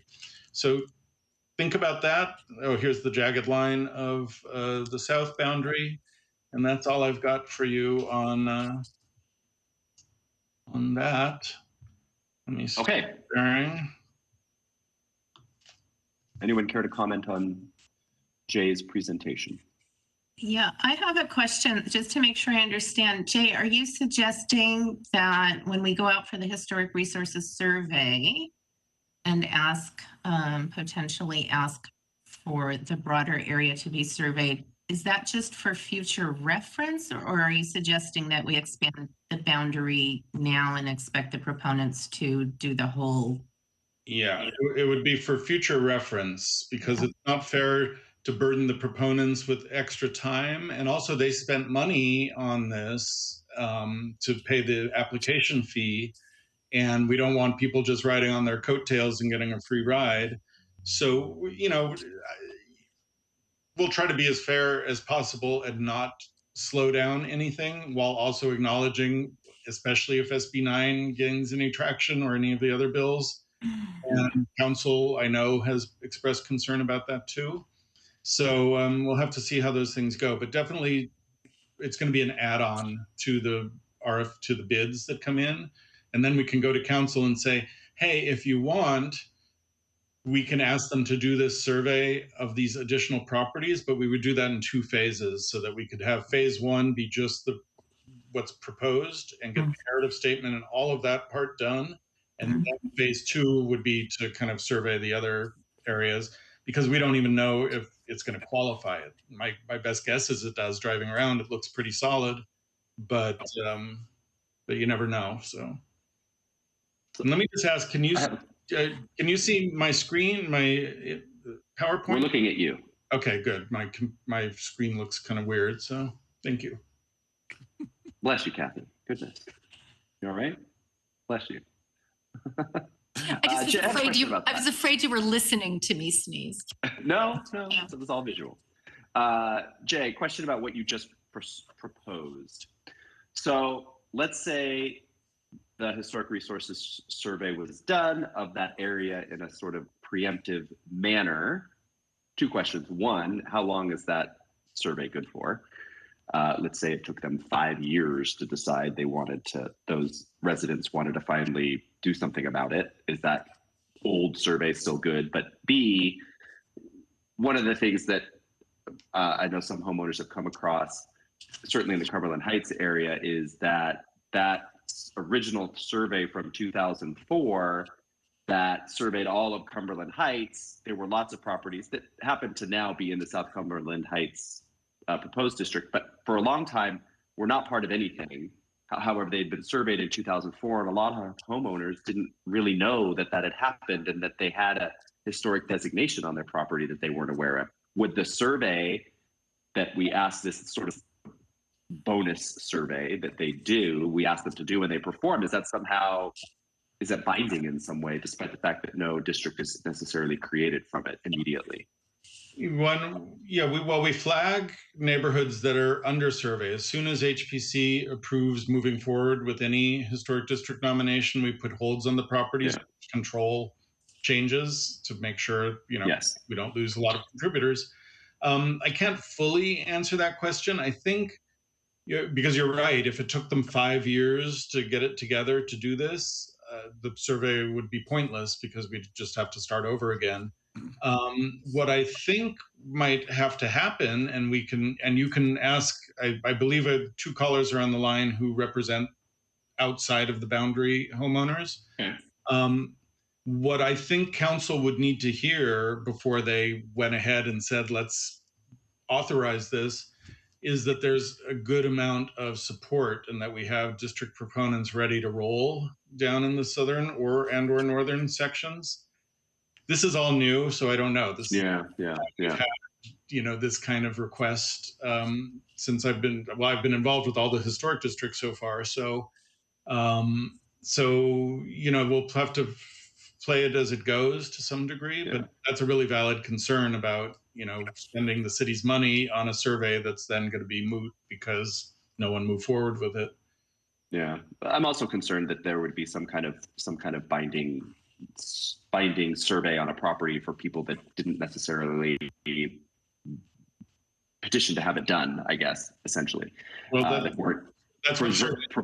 Don't forget that surveys do have that impact in general under CEQA. So they do, but the way that we do them now, we have to have a certain amount of buy-in. There's a certain amount of people have to sign a petition requesting a survey. So if that group of people I was talking about the districts, for example, that were identified in the South Glendale survey.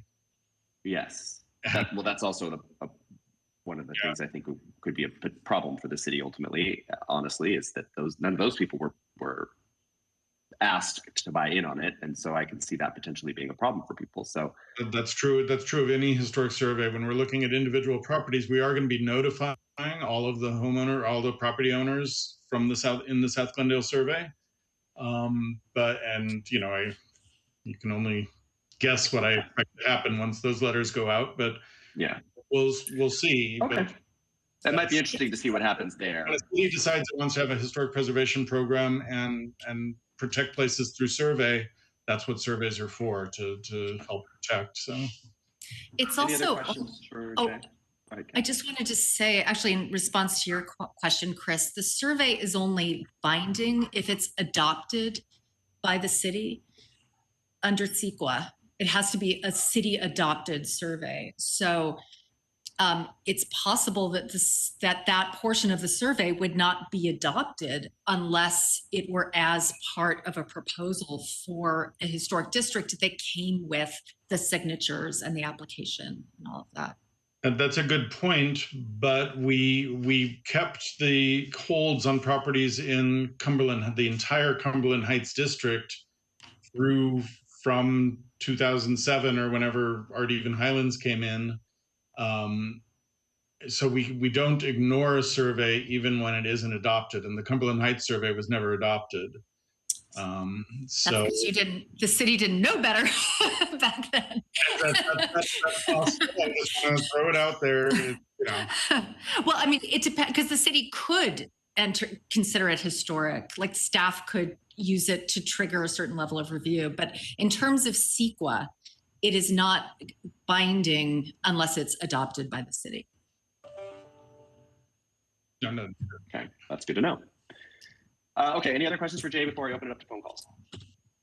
And we can, of course, continue our deliberation after the public hearing. So I will open the public hearing, please. Okay, our first caller is Pandora Ovanesian. Pandora, are you there? Yes, sir. Good evening, everyone. Hi, Pandora. Hi, this is Pandora Ovanesian, and I want to first and foremost thank you for your contributions to the commissioners and the commission, what you're doing. The historical work that has been done is huge and very impressive, and a passion, not only for me, but the former commissioner, Rej Mardian, is my brother-in-law. And I miss you all. And so thank you very much. And I'll just get to the point of requesting your consideration, please, in expanding the Bellhurst Historical District to the south. I'm in the south area. I'm on Cedar Street, right below Stalker, and would greatly appreciate the commission to consider the expansion to the south, please. Okay. That's it, Pandora? Yes, sir. This is Pandora Ovanesian. I just want to say we love and miss Reg. I just got to tell you, it was really hard watching these 2 hours because somewhere in that box, I still see his face.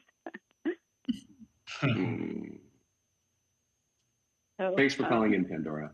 Thank you. Thank you kindly. Thank you. Have a nice evening. Okay, and our second and final now caller is Richard Chatfield Taylor. Richard, are you there? I am. Hi, Richard. Hello. Thank you for calling in. What would you like to say tonight? I'd like to talk to the Bellhurst subdivision historic district that's being proposed. Great. Go for it. You're on the air, so give us yours. Right. I notice somebody else is on the air already as well. Oh, yeah. You might need to turn your TV down. There's a little bit of a delay for your computer. All right. So there are two parties speaking in public at the moment? One is just finished, and it's your turn now. Thank you very much. I see there's a delay. So Yes. my name is Richard Chatfield Taylor. My wife, Alice Seebach, and I live in the block of houses immediately south of the proposed district. We first received notice of the proposal of the district when the public notice for the community meeting and then this Historic Preservation Commission meeting went out. And we were surprised and disappointed that we had not received notice earlier of the effort to form a district. Certainly would have been interested in it. We appreciate Jay's suggestion, and we do think it's fair that the Historic Resources Survey be expanded to include this bottom two rows of homes in what was the original historic Belhurst Park subdivision. It would allow the applicants to move forward with their process and at the same time give those of us who were unaware that an effort was being made to create a historic district a chance to catch up and for the city to evaluate whether there's any merit in adding or expanding this proposed district to include what was the original historic Belhurst Park subdivision. And those are our comments. Great. Thank you very much for calling in and for your comments. Okay, thank you very much. Bye-bye. That's our final caller.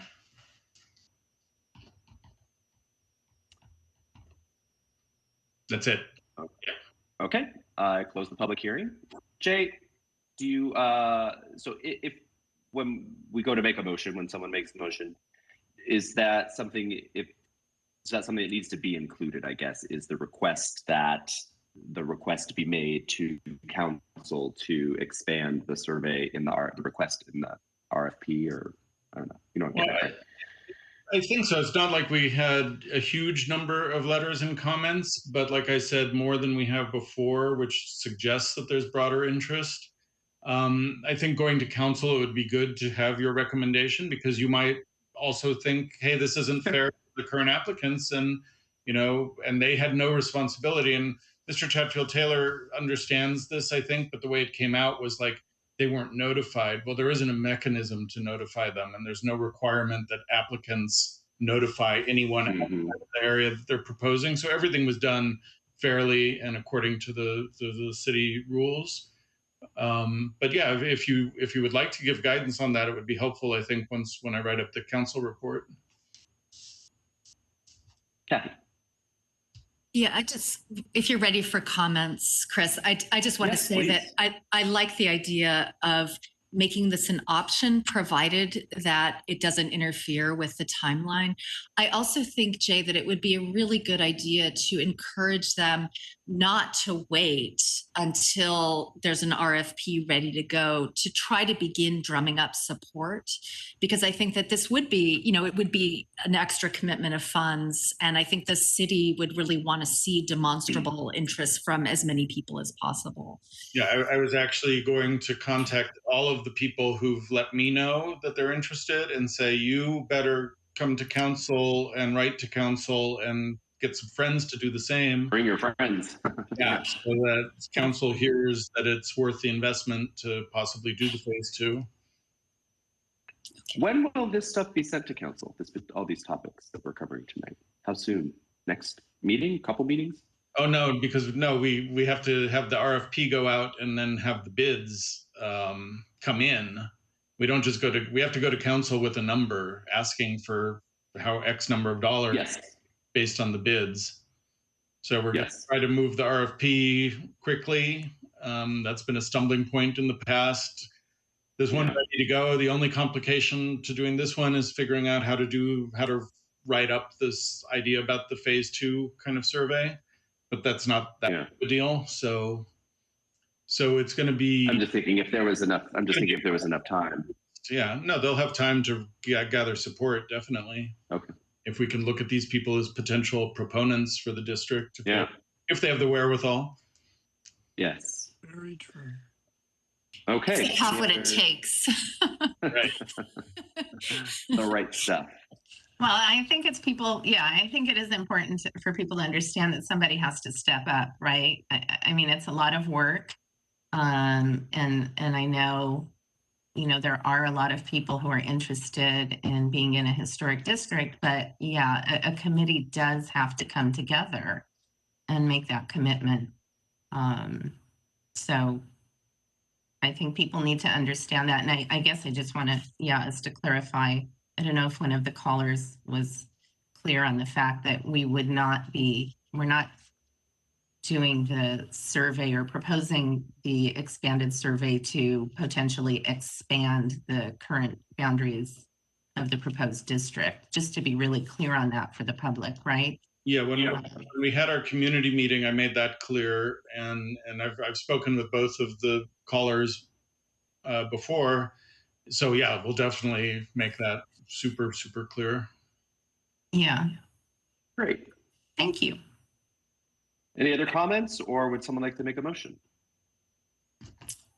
I would be happy to make a motion to move Sure, thank you. To move that the Historic Preservation Commission approve the Bellhurst petitions requesting a historic resources survey, and that the HPC direct planning staff to issue an RFP for an historic resources survey for the proposed Bellhurst district. Including the add-on for a potential let's call it an expanded survey, at least, something like that. Actually, once we put that into the motion, does that mean it has to happen? No, it's a recommendation to council. You can phrase it however you want. Okay. Yeah, that's fine. As a recommendation to council to expand the survey to potentially be part of a phase 2, so as not to hold up the current proposed district. Yeah, no, I'll make sure. I think I've heard from all of you that we don't want this to have any impact on the current applicants. I've heard from those applicants who haven't called in, and they agree with all of this as long as it doesn't affect their timeline at all. They're totally cool with it. So I think hopefully everyone's going to be happy. So great. Good. Do I have a second? Kathy's got our second. Thank you. Roll call, please. Okay, Commissioner Morgan? Yes. Commissioner Yerka? Yes. Commissioner Vartanian? Yes. Commissioner Kognati? Yes, please. All right, cool. Moving on to item number 8, review of the 2019-2020 Certified Local Government Annual Report. Our annual report card report. Actually, I'm going to start that. I have to let my colleague Manoush off the hook. She's been answering the phones. Manoush, thank you for your help. I don't think she can hear us tonight, so I have to send her a message. Darn. I'm going to wait a minute just in case anyone calls in on this, which I don't expect. Basically, hopefully you've had a chance to look at the CLG review. We do these every year. It's a lot of the same stuff. It's basically giving the State Preservation Office an update on our work over the course of a year. We establish some goals. We talk about, what's been designated, how many Mills Act contracts we have, what kinds of issues we have in our community. And with that, I'm going to let Manoush go. So hold on 1 second.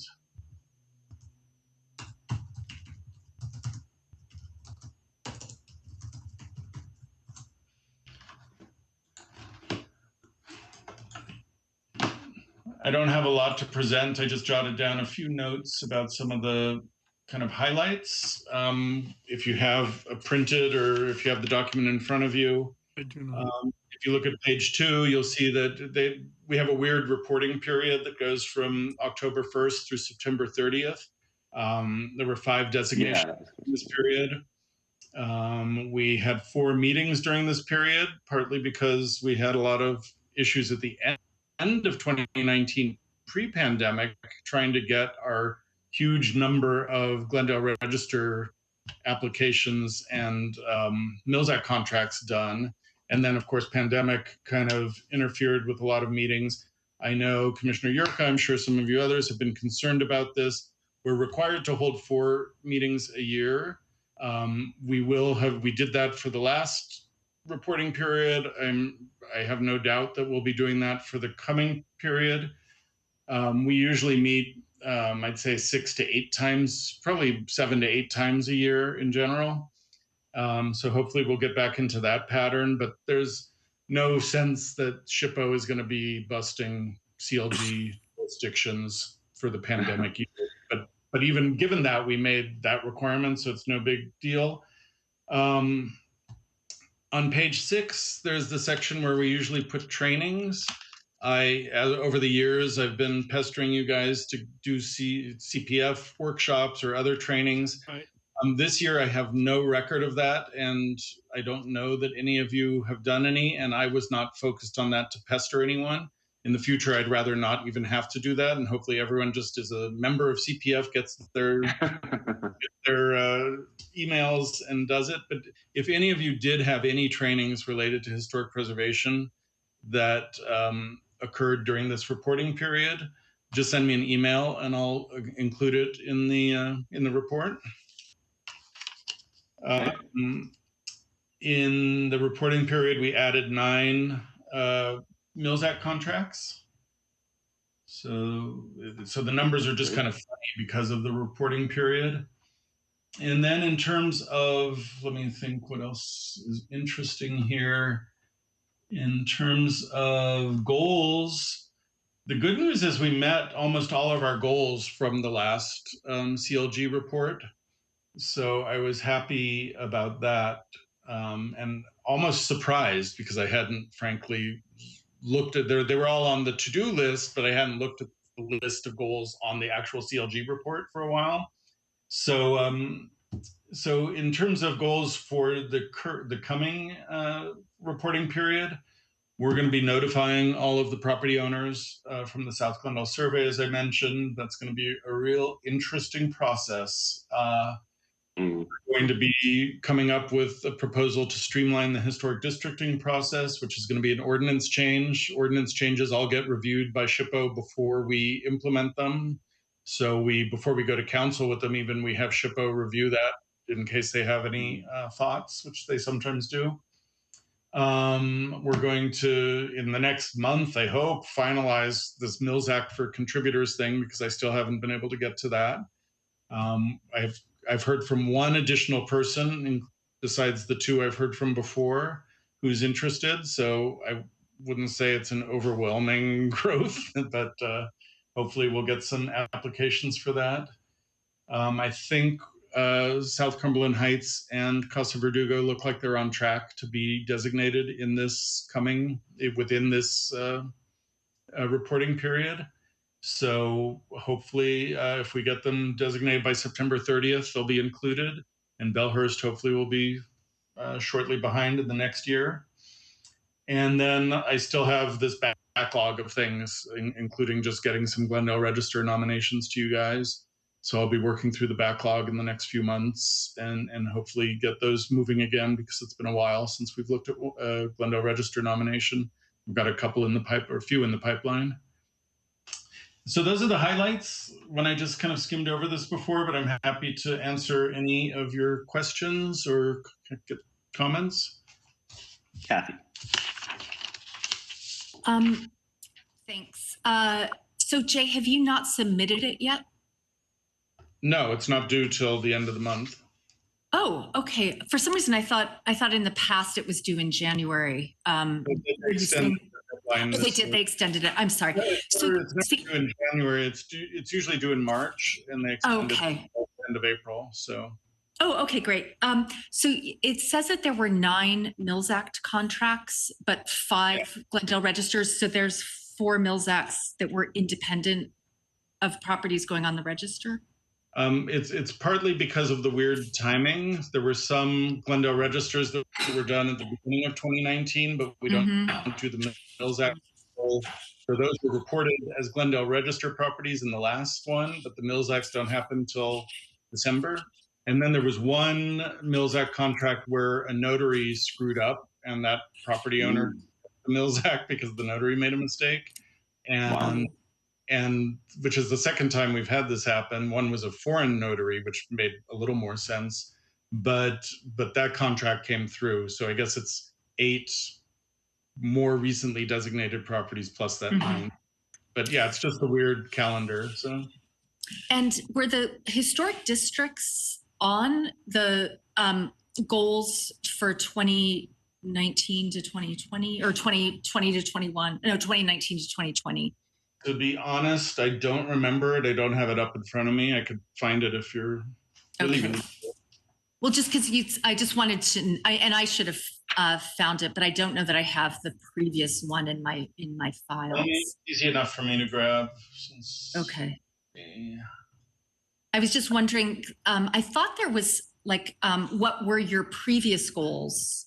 Yeah, I think they changed that section. This looks different. Yeah, I think they changed the form. The form is terrible. You know, you'll notice some things are in blue, some things are in larger fonts, in smaller fonts. I have no control over that. That's not my graphic choice. So I put in a note. Let's see, our goals. I'll go back. There's one thing I didn't mention. The goals from last time were approve of the ordinance changes, update the database, which we've done, finalize the historic district brochure, which we just... I was going to say the booklet. I know the booklet's on there.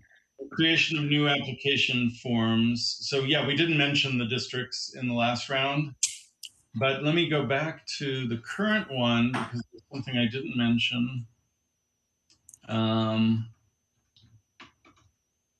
In terms of, they ask a series of questions. What's our most critical preservation issue? I mentioned the East-West Glendale plan, specifically talking about the issues coming up at the state, as with SB 9, SB 10, whatever else comes our way, and that there's community support and interest in further survey work being done.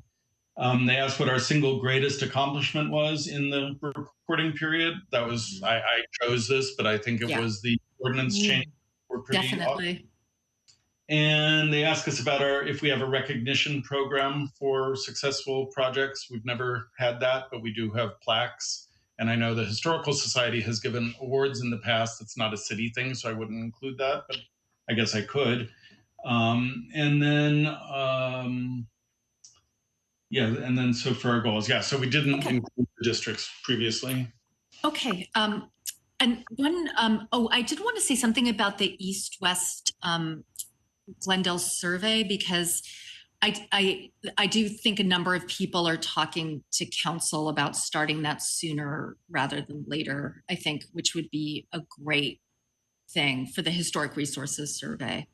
And in fact, the good folks south of Belhurst may find themselves taken care of by that survey, if not by the one that's being engineered for the historic district application that's in. No, that's a good point. Yeah. No, we have heard that is coming from council, so we're ready. Thank you, Kathy. Anyone else? And sorry, Jay, are we looking at East-West together? Has that been decided?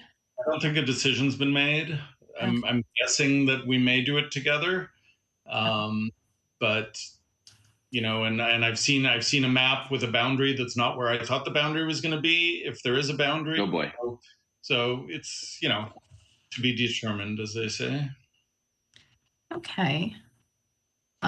Is that available to the public at this time, or where is that in the process? I'm not sure. There's no public document yet. Right. So these are just conversations at the planning district? Yeah, and, we're doing work in West Glendale right now through Metro grants, and some of the community plan work may be associated with that. But right now we haven't reconvened our in-house working group of let's get moving on the official community plan. Mm-hmm. We certainly haven't been given direction on starting a survey. We always push to have a survey done. We learned from North Glendale, which we did without a survey, that it would have really benefited from that, and then sure everyone there would be happy. That I think would be part of any push. You know, if I lived in North Glendale, I'd be asking the council to survey our area. So we'll see where that all goes. So we may have another big survey on our hands coming up sooner than later. Great. Okay. Thank you so much. Mike, you good? I'm good. Okay. Jay, really quickly, a couple of months ago, you provided a wonderful report to council about all sorts of things related to historic preservation in Glendale. And there was a nice discussion about, there seemed to be an acknowledgement that your department is very understaffed. Has that conversation developed into anything? Has anyone talked about expanding your department? Report, but as a politician might say, I'm abundantly cautiously optimistic. I think things are moving in a good direction. So okay, good. That's good to hear. All right. Well, thank you for your report on the CLG report, coronavirus edition. Anything else? I believe that wraps up our discussion items and any community development department updates, Jay. No updates tonight. Wow, look at that. Yeah. Any other comments from anybody? Because if not, that's a wrap, folks. It is a We wrap. good? Yeah. Yeah, All just right. thank you, Jay, for all your work on the districts. Yes. We appreciate Thank it. you. Yeah. Everyone, Thank you to all the callers and our district proponents and applicants and everybody. You guys have worked your tails off. Yeah. Okay, we lost a little bit of signal there. So thank you, everybody, for your time tonight. Thank you, callers. Thank you, applicants. Thank you, everybody. We will see you next month. We are adjourned at 7:20.